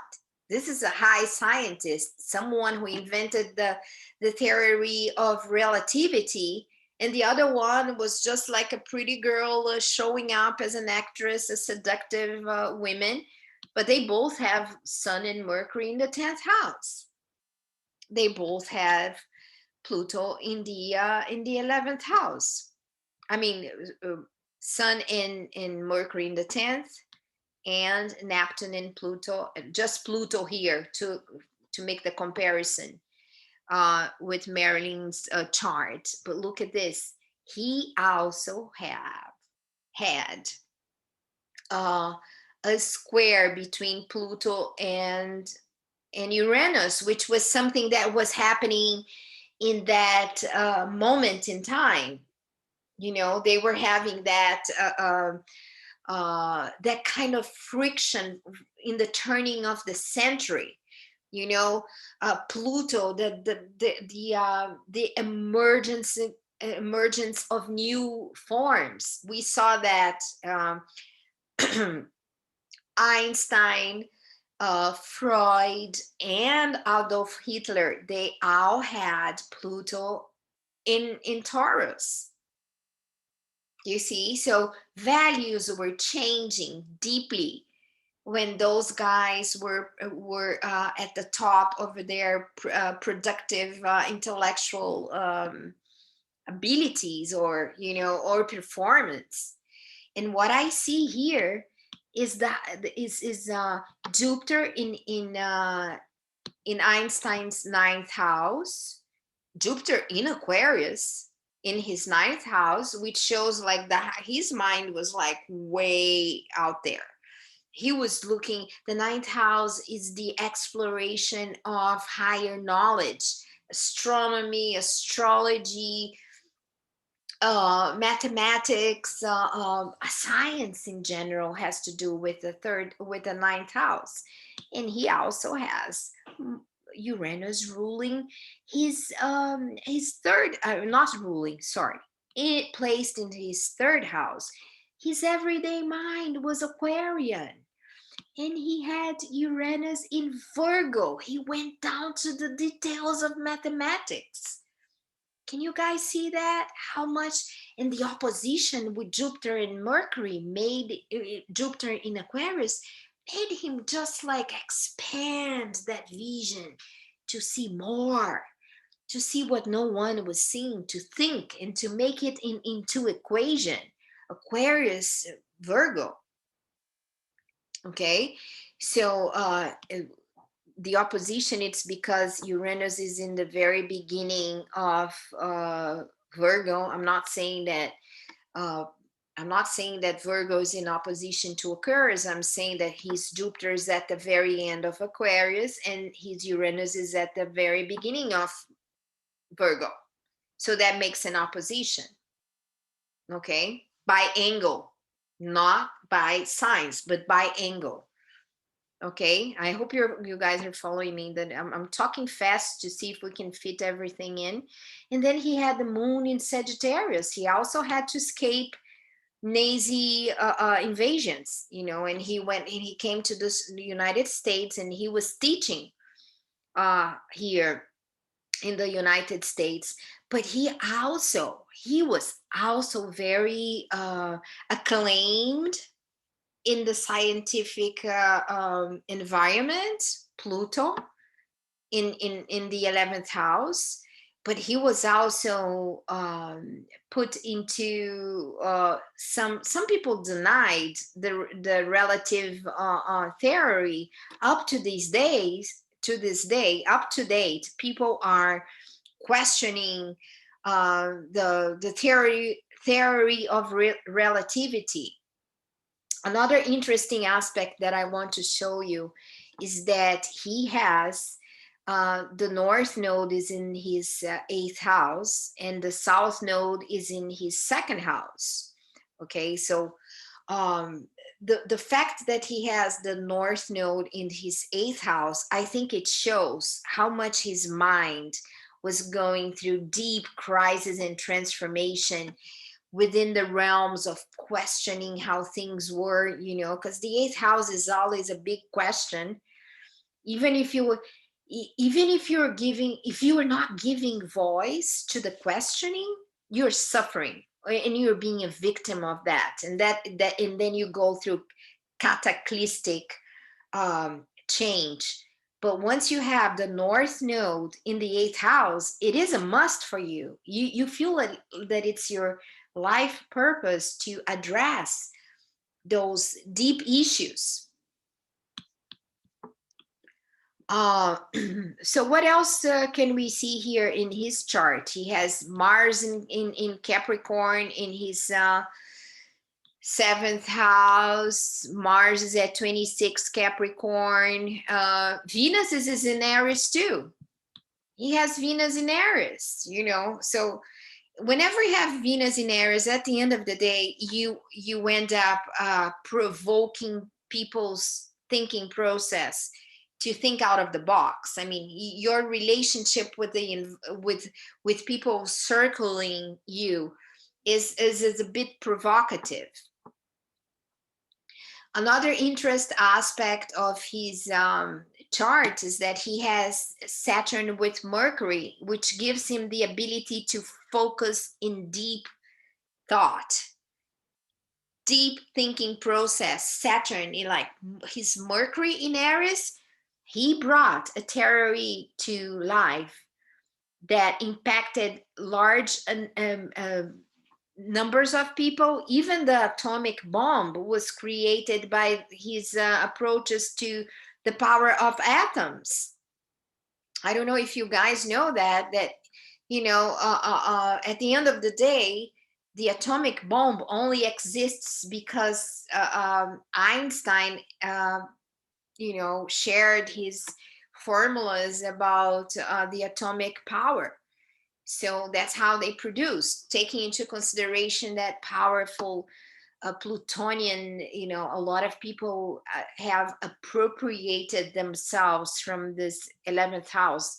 Other communities got a hold of this theory and started doing some evil aspects with his theory, which has to do with this Pluto in square to Uranus and Pluto in square to Jupiter, because this is like his genius mind. Jupiter Uranus is receiving a square to the Lord of Death. So, you know, at the end of the day, today, we are dealing with, you know, the Iraq, Iran proliferation of atomic bombs. You know, they want to put them, you know, it's a whole political game. Saturn in the 10th house that has unveiled after the atomic bombs. I think that the United States has around 4,000 warheads, atomic warheads. Israel has too. That's why, you know, Israel is like an island in between all those Arabic countries where they hate Israel, but still they respect it because it has so many atomic bombs. And it all started with this guy here with a Pluto in the 11th house who transformed the way communities gather around a very dangerous aspect of Pluto, because, and just because it has squares to Pluto, which, as you can see here, Marilyn Monroe does not have bad aspects to Pluto in her 11th house. So she doesn't pose any threat. You see the difference? The same house placement, but within different contexts.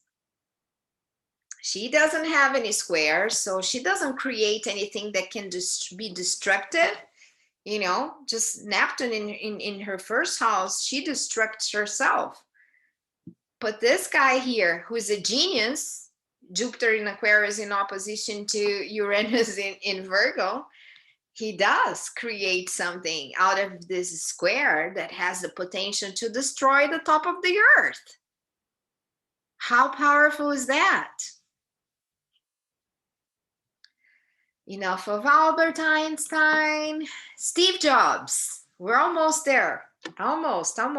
Steve Jobs. So this guy has a whole, he doesn't have a T square. He has a grand square, you know, involving Venus in Cap, Mars, Jupiter, Uranus. Look at that. Every time you see Jupiter, Uranus in conjunction, in opposition, in trine, it is a possibility that you are looking at a genius mind.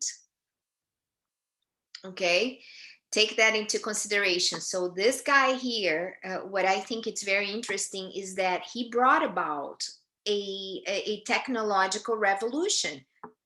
Aquarius has to do with technology. Jupiter has to do with something that becomes trendy, and it's all happening in his 10th house. All of the sudden, Apple becomes this fever. Everyone wants to have Apple computers, you know.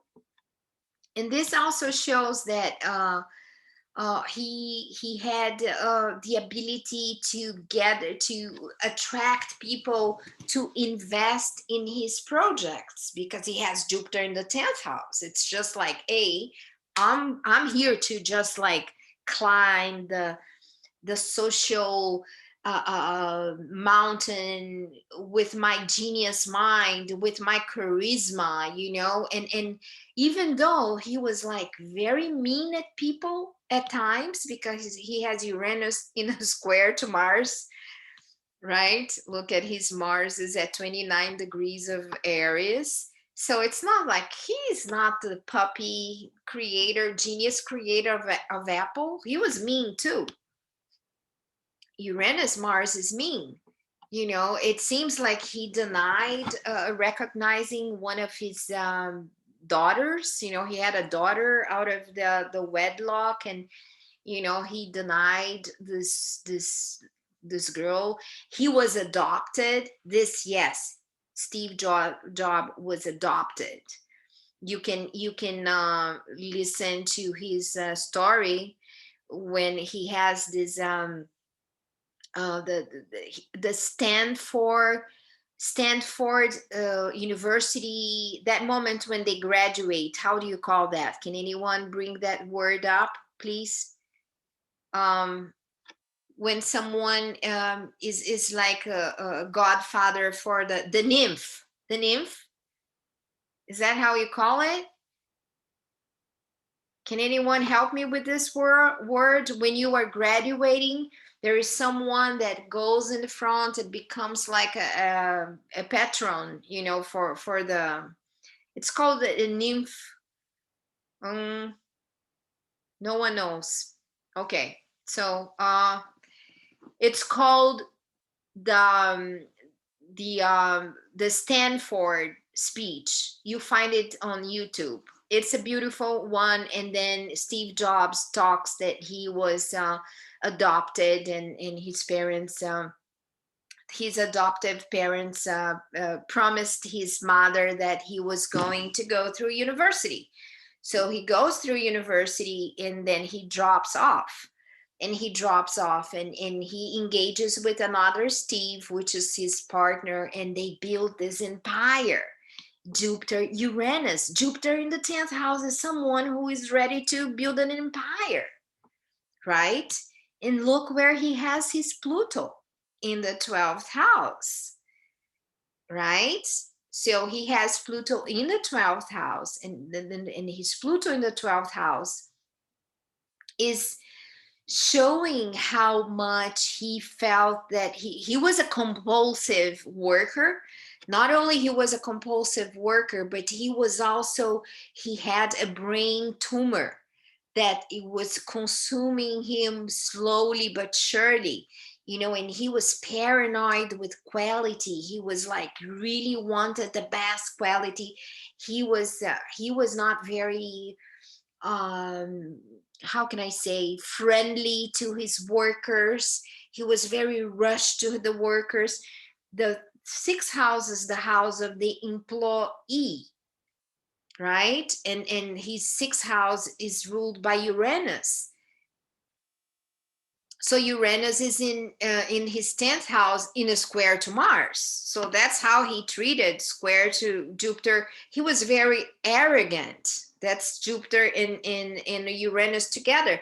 Not only he's a genius, who else did we just see that it's a genius too? Albert Einstein. Okay, but this one is a genius with technological mind. Look at his midheaven is Gemini.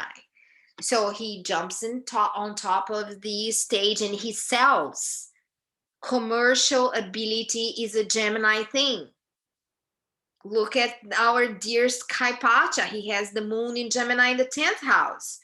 I mean, he just sells astrology the way he talks, So Gemini in the 10th house is someone with a charisma for speech. What else here can we see? And then he has Neptune in an opposition to Mars. Remember, he has Mars in the 8th house in Aries.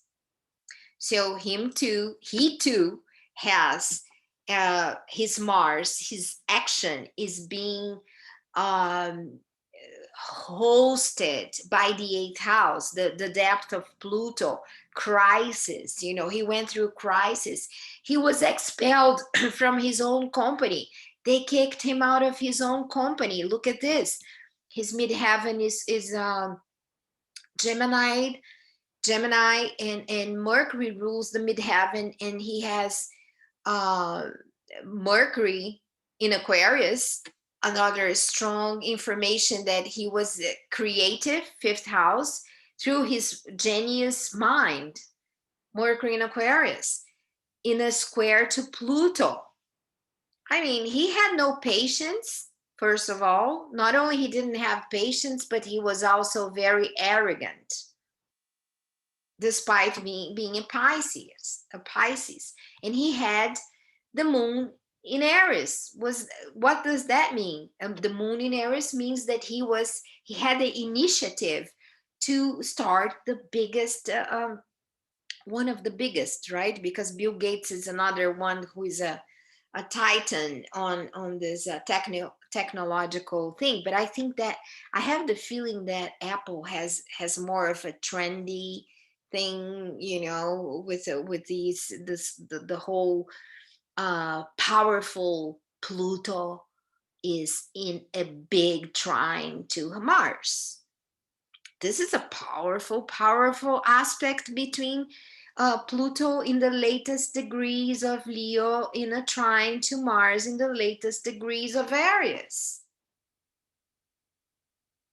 Okay, latest or late degrees of Aries. This is powerful. This is very powerful. Okay, next one is Jeff Bezos. Jeff Bezos is the owner of Amazon, another powerful person. Look at this. He has Pluto Uranus conjuncting in Virgo. So he put together a very detailed oriented logistics. Virgo has to do with details. Okay, and it also has to do with data. You know, you just go on Amazon and you do, you put there what you want, and then you're going to have a bunch of options, right? And then this Pluto here is in a trine. Look at this with the sun. We're talking about people who have gathered so much power. I think Jeff Bezos is one of the richest men in the world. We, in the beginning, I was talking about power and problems with Pluto. Now I'm talking about big power. Pluto in trines, you know, like, which is the case here. Pluto with Uranus. He revolutionized Uranus, the way you do logistics. Virgo is like, oh, give me the address. I want this specific address. Oh, so what size do you want? Oh, this is the size you want. What color do you want? This is the color you want. When do you want it? You know, options has a lot to do with Virgo, the specifics of the information. So he put this technology together, and another one with a strong signature. These last three ones, they all have Aries in their chart. Einstein had Aries, Mercury in Aries, and then Bezos has Jupiter in Aries. And then let's go back here. Steve Jobs, Mars and Moon in Aries. Albert Einstein, Saturn, Mercury, and Venus in Aries, you know, and Jeff Bezos, Jupiter in Aries. You see how these people revolutionized? They started something new with the Aries signature. Can you go like this? Okay, so yeah, so this guy also has, you know, talking Jeff Bezos, Jupiter, Sun, no, sorry, Pluto in a beautiful trine to the Sun, Pluto in a beautiful trine to Mercury, and you know what? The Moon in Sagittarius is just like Amazon will deliver anywhere you want.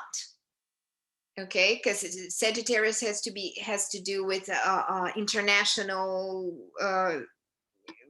you know, international commerce too. What else do we see here? What else you want to, his ambitions come from where? Mars at 29 degrees of Capricorn, Mercury in Capricorn, Sun in Capricorn, Mars in Capricorn, the businessman, Jeff Bezos.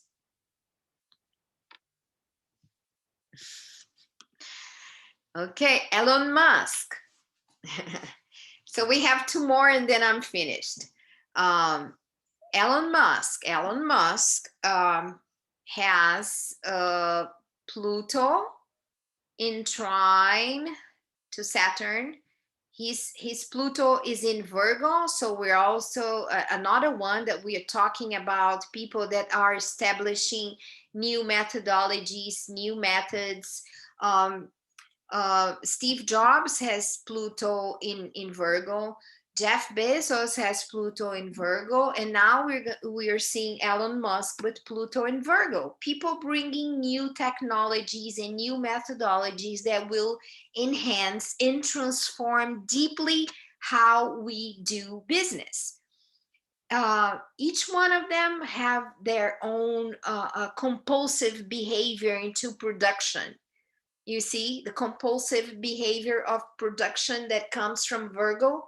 They are obsessed with creating new methodology. Okay, And each one of it, this is the Pluto in Virgo generation. And this guy here, Elon Musk, he even wants to compete with the government. He's sending rockets to the sky, competing with NASA. You see how powerful this one is? You know, he has Pluto in trying to Saturn, and he's doing Saturn. He's doing science here. Pluto in trying to Saturn is science. And then he has Jupiter is in Scorpio. I mean, he doesn't want anything big, small. He wants big. You know, not only he wants big. I don't know the time of birth. Okay, when you have HIP, they don't have the time of birth.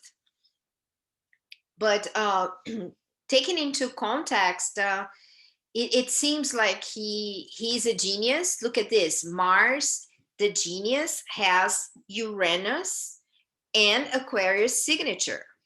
Uranus, Jupiter in Aquarius, and Mercury signature. That's the genius in the mind. So he has the north node of the moon conjunct with Mars in Aquarius. He's doing rocket science.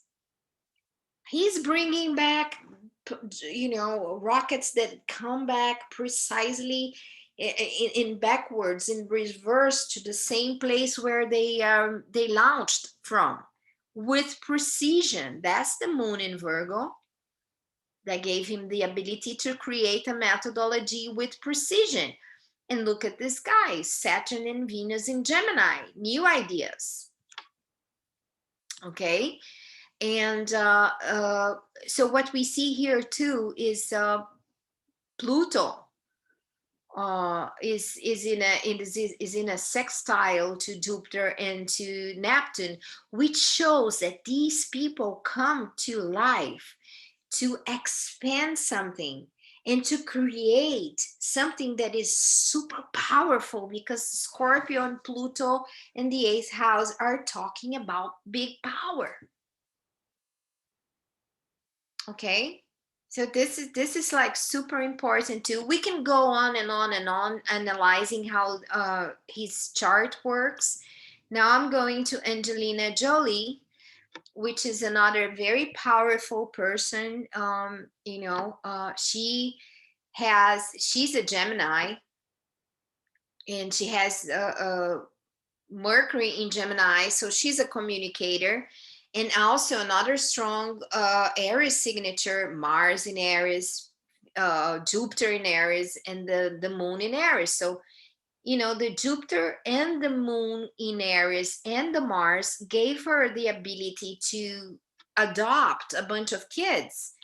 The moon and Jupiter is just like the proliferation of motherhood. Okay.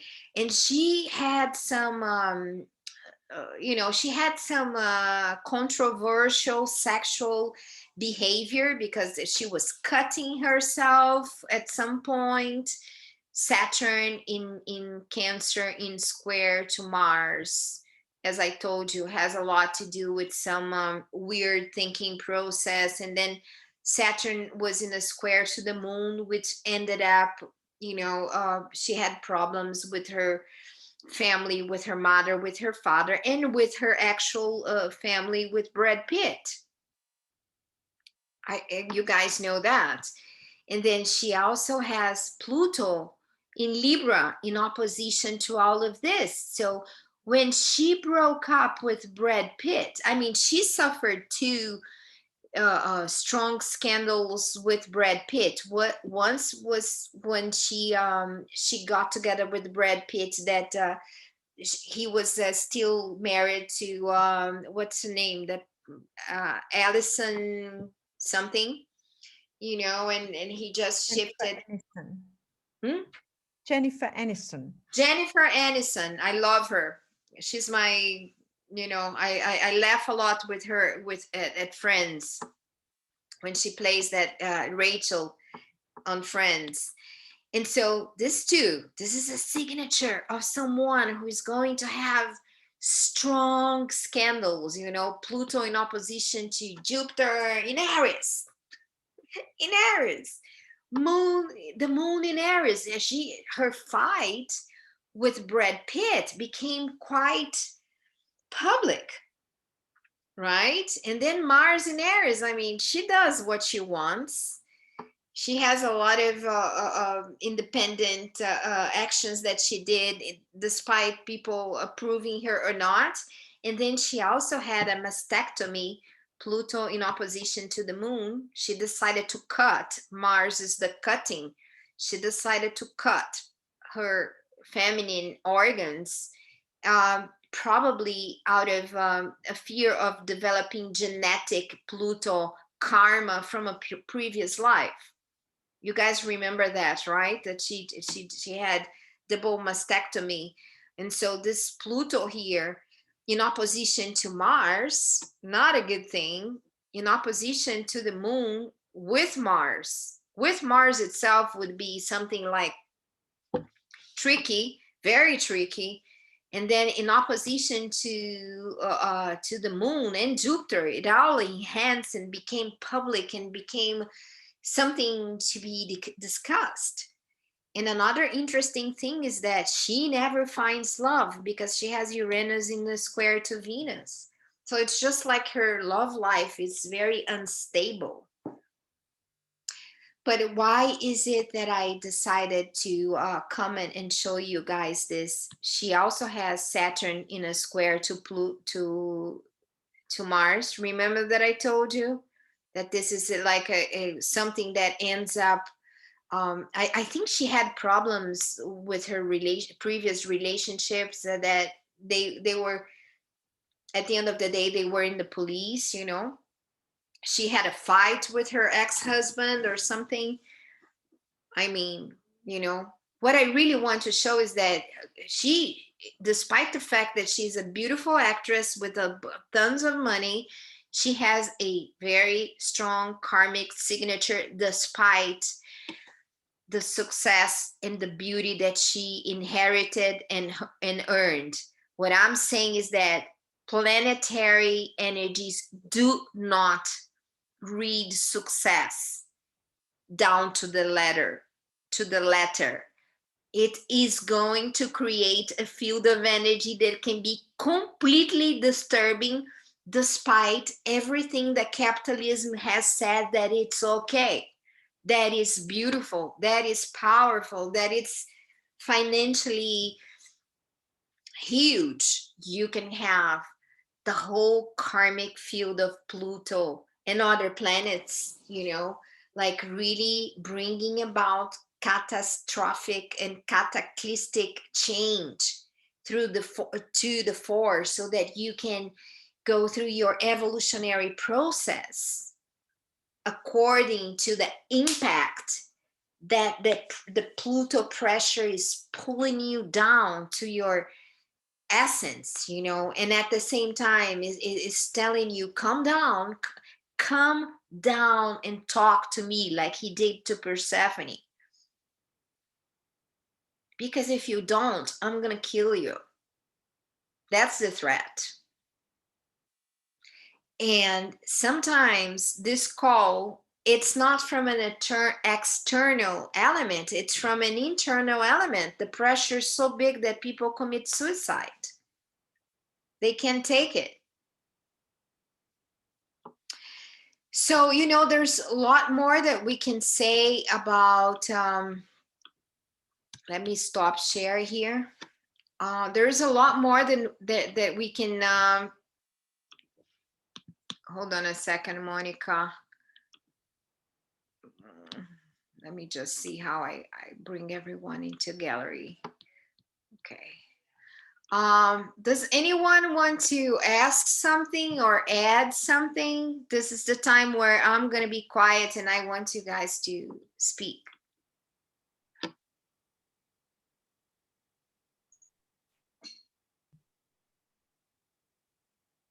Hi, I've got, in my chart, I have Pluto conjunct Uranus in Virgo, which is kind of like interesting. In which I just, house? it's in, I believe, just let me get my thing back. Hang on a minute. It is in my 7th house. Whoa. Yeah. So it's in Virgo. It's in Virgo, 7th house. Uranus and Pluto, 17 degrees. Yeah. Mm-hmm. Conjunct. You see, what you're doing is giving us a piece of information on your chart. So maybe we could just do a little analysis about having those two big ones in your 7th house, but we have to take that into context, you know, Sure. Yeah. to see your whole chart and see how that's playing out. But just looking at that Pluto, Uranus in the 7th house, I want you to share with us, how did that affect your immediate and closest relationships? It's your turn to teach us how that played out to you.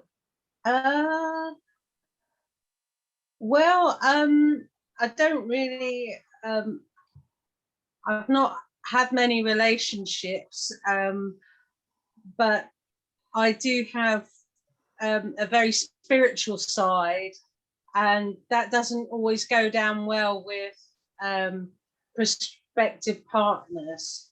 So so yeah, and Uranus is very unexpected. So I have say, like, I'm a medium and all that kind of thing, and sometimes manifestations show up at the most inconvenient times. Yeah, so it's kind of like really interesting. So that's how it shows up for me. I would say that Pluto Uranus in your 7th house attracted fated relationships, but at the same time, it took them away, brought them about and took them away with the same amount of intensity, and sudden entrance of important and deep people, and then just take them away. When you least expect, they just jump out of the relationship. So this is like a very karmic situation when you have those two in the 7th house, because it's hard to maintain an energy like such as that, those two strong ones in the 7th house. It's like either you find someone who is deeply connected to the genius mind, which is hard to find, not easy, so you should tell the universe, I want someone with a strong ability to be tested, because regular people, it's not going to do, and they have to have a touch of geniality, or they have to be somewhat disruptive, and then maybe you can even attract people with a strong tendency to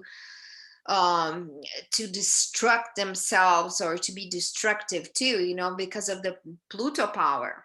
And the Pluto polarity point being in your 1st house, it's just like, well, you are the one who needs to be strong on your own personality in order for you to counterbalance what you're attracting to in this life. So it's more of a test on your own ability to withstand what you attract, that it's at play.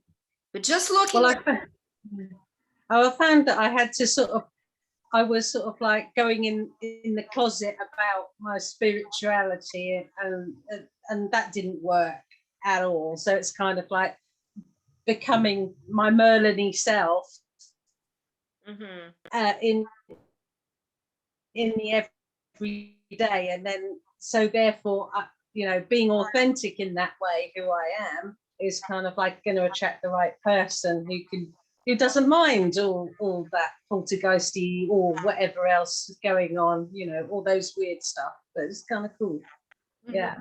So anyway, thank you for that. In order for us to see the whole picture, we would have to see your whole chart, because that's just an analysis.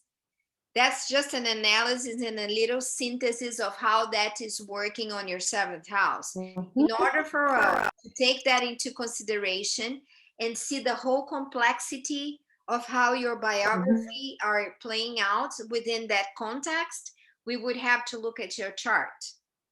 Okay, and then Jima is asking, what about Pluto in the third house? Well, Pluto in the third house is Oh, very in Scorpio too. in Scorpio. Well, the generation of Pluto in Scorpio, oh my God, you guys are just like challenged all the time to go deep. In from the perspective of how serious you need to take your everyday endeavors in terms of like you would have to work with a deeper mind. I mean, and that can be traumas through siblings, that could be somewhat you being threatened by comparison with your siblings, or it could be like having strong wording with siblings too. That could be that you don't feel completely at home in your surroundings. It could be that you need to step out of your city, just move cities, and need to find other places where you can go, instead of like leaving the childhood place and going somewhere else, because especially interstate, because the third house has to do not like the ninth house where you migrate to another country, but you leave the city where you grew up and you go other places where you can forget and leave behind and just transform that first environment as a child. And then you have to keep doing inquiries in your thinking process, because when you have Pluto and Scorpio in the third house, thank God you started working with astrology, studying astrology, because Oh you gosh. you can't really play, you can't really play with Pluto in the third house. You have to go deep in your inquiries, with your mind, with your studies. And I've got it's conjunct to a stellium in Capricorn in the Whoa. fifth house, Neptune, Uranus, and Mhm. Saturn. Were you born in the 1990s? Yeah, 1989. Yeah, I know. So that's strong, it's like your power, your personal power, Capricorn, depends on you diving deeper into your mind, because otherwise that mind can confuse you. Third house, Pluto, third house, Saturn, can create waves in and waves out of depression, because the mind is just it's just like calling you to the underworld, especially when it's in Scorpio, strong psychological questionings, that can really overwhelm you at times. Yeah. And You does it, if you have planet placements in the eighth house, does that mean you have a strong Pluto expression? Is that Say too? again? If I've got a stellium in the eighth house of Aries, Mercury, and my Sun, does that mean it's to do with Pluto because Well, it's the eighth house? it's going to say there are crises there that needs to be taken care of. There Yeah. will be crises, and you're going to have to come to terms with them by doing analysis, psychoanalysis, therapy, because the eighth house Mhm. is the house of therapy. Since you have Yeah. Pluto in the third house, you have strong memories that need to come out, Yeah. you know and then the eighth house is a house of restlessness. You're always like, okay, so what is it that is bubbling inside of me that needs to be addressed? What is it that I need to come to terms with? Because it's Thank Pluto. you. It's Pluto calling you. Come down, girl. Come down. Look at your sexuality. Look at your thinking process. Change your thinking process. Go deeper. Mm. Thank you. It's so interesting. Does it make sense somehow? Yeah. Yeah, it does. Yeah. Yeah. You said a lot which resonates. Thank you. You're welcome. This is so rich, if we keep exploring, um how Pluto acts, you know, and we go bit by bit. I would love to do some deep work on Pluto. I have Pluto in my second house. As I said, I have Pluto aspecting all my personal planets. And I'm going to tell you how I lived through Pluto aspecting all my personal planets. First of all, I experienced a lot of deaths in my life, a lot. I just lost my boyfriend who died last year. My mother died in front of me. My father died in front of me. My brother died. You know, a lot of deaths and friends. Lots of friends died, ex-boyfriends, and but then I have Mercury in the 8th house in Aquarius, and then I said I'm gonna become a psychologist. At 22 years old, I grabbed astrology, and I was like compulsive. My compulsion, my Pluto in opposition to my Mercury in Aquarius, my compulsion was just took me to astrology, and I went deep in astrology. That was my compulsion.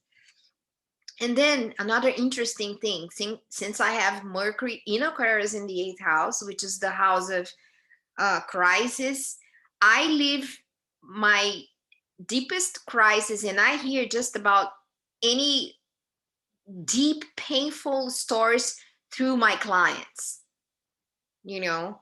So my healing process through the 8th house, my deep pain, having Pluto aspecting all those, not only comes with my own direct experience, which made me a very strong woman, but also through the strength that I believe that I must have to help other people do the transition or do the processing and the integration. So you must have a strong Pluto if you want to be a therapist.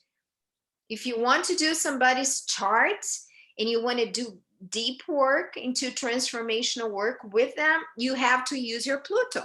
You have to be able to listen to all kinds of painful stories and help them come out of their underworld and come to the transformation through non-cataclysmic evolutionary process. Like Jeff Wolf Green said, you know, either through cataclysmic or non-cataclysmic, depending on your choice. You know, at the beginning, I think Patricia said, I trust my daily walks. Astrology doesn't control my life choices. I enjoy experience each day for the miracles that come my way. Kiss the fears goodbye. That's beautiful. She probably has a good aspect to her Pluto to say that. You know, maybe Pluto has helped her not to have to go through hardship in this life. He didn't spare me. Therefore, I had to do the transformational work. But some people just seem to have like a very easy life. So it means that through this lifespan, in this lifetime, you know, they were not challenged enough. It doesn't mean that everyone has the same challenge. It seems that for Patricia, you know, Pluto was pretty, you know, merciful, as if I can say that.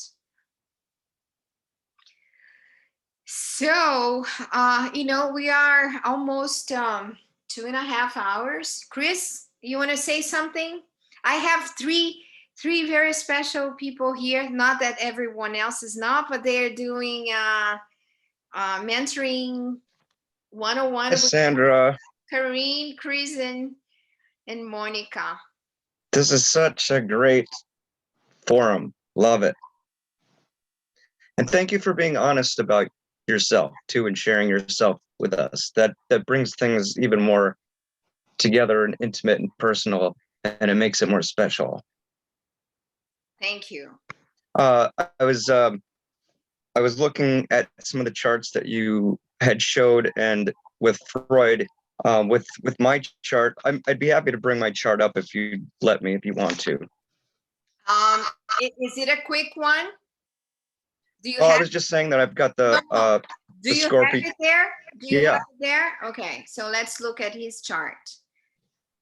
Uh let me make you, how can I make you? Let me see how I can make you a co-host. Yeah. Chris, you're the co-host. So now you have the screen. Share your screen.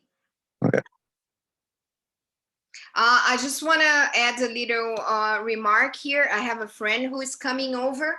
I'm in New York City, so she may just buzz the door, and then I'll just go get her and make her wait until we finish.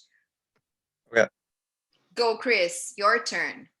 Oh, I was just saying, like my Scorpio is there, like Freud had there, in his ascendant, Mm-hmm. and also you were talking about Kaipacha and his moon in Gemini and how it can be used for uh, getting the word out or kind of business wise.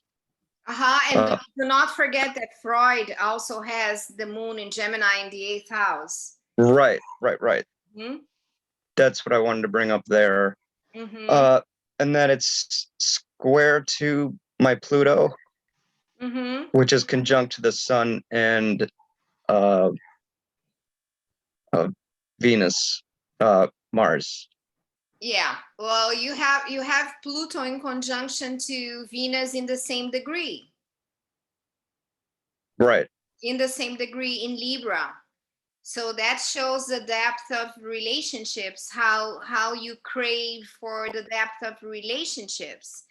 But at the end of the day, you need to do the whole intellectual sorting out of how you get involved in such deep and depth of relationship, because the moon is provoking, is bringing crisis in your thinking process. I mean, it's not that you are constantly immersed in crisis, but the 8th house will always ask that you do deep work with your feelings.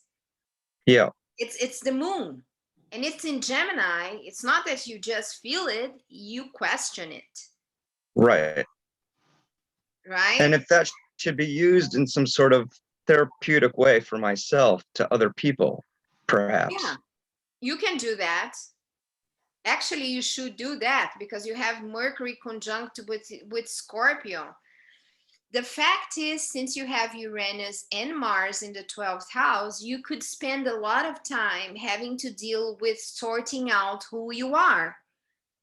How you should act. Mars is in the 12th house. Should I act? Should I not act? Yes, and then Mercury keeps telling you through repetition of that.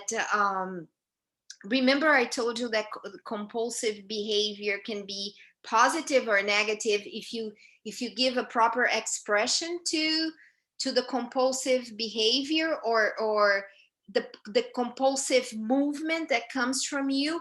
You go like, okay, I need to find a way to express that.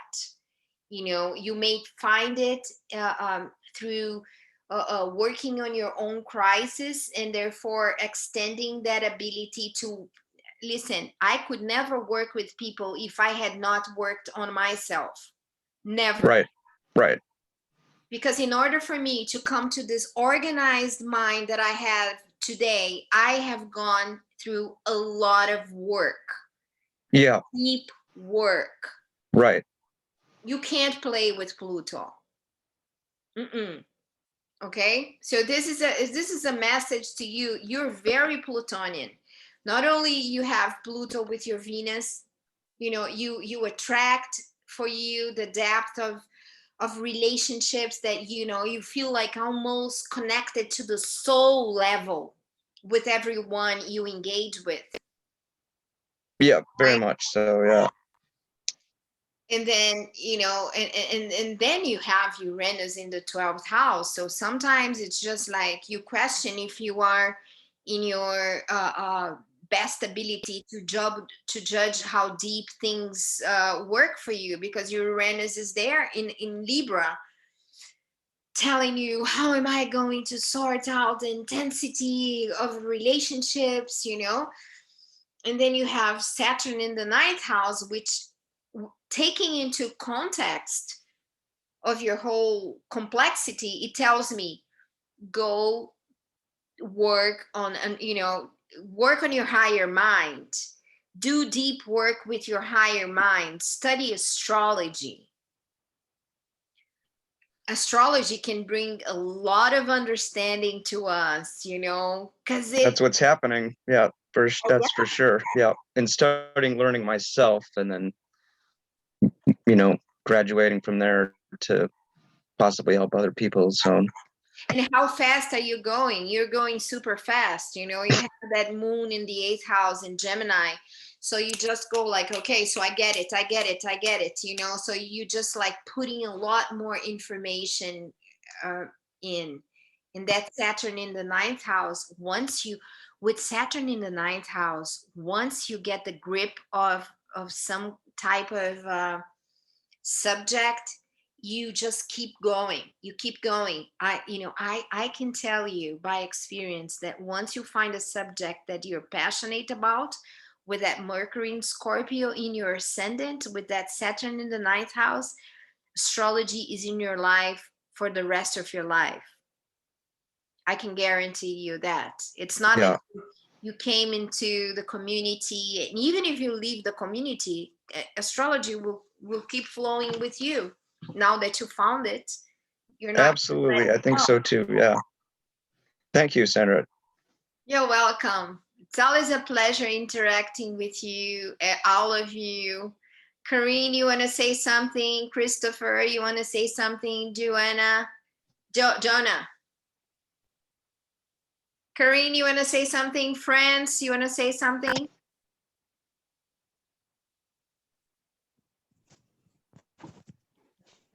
No, thank you, Sandra. It was really very interesting, as usual. So, okay, so I guess we can just, thank you for being here. Thank you for holding the space for me to address my knowledge. And I wish you all have a beautiful weekend. And Jupiter is in Pisces. So let's all be like super happy that at least for these 2 degrees, we're going to be generous. We're being invited to be generous, and then Jupiter's gonna go back to Aquarius, bringing more information in, and then we integrate in the Pisces nature, which is like let's share good vibes. Let's get more spiritual. Kisses Thank to you all so of much. Thank you. you. Bye. Bye.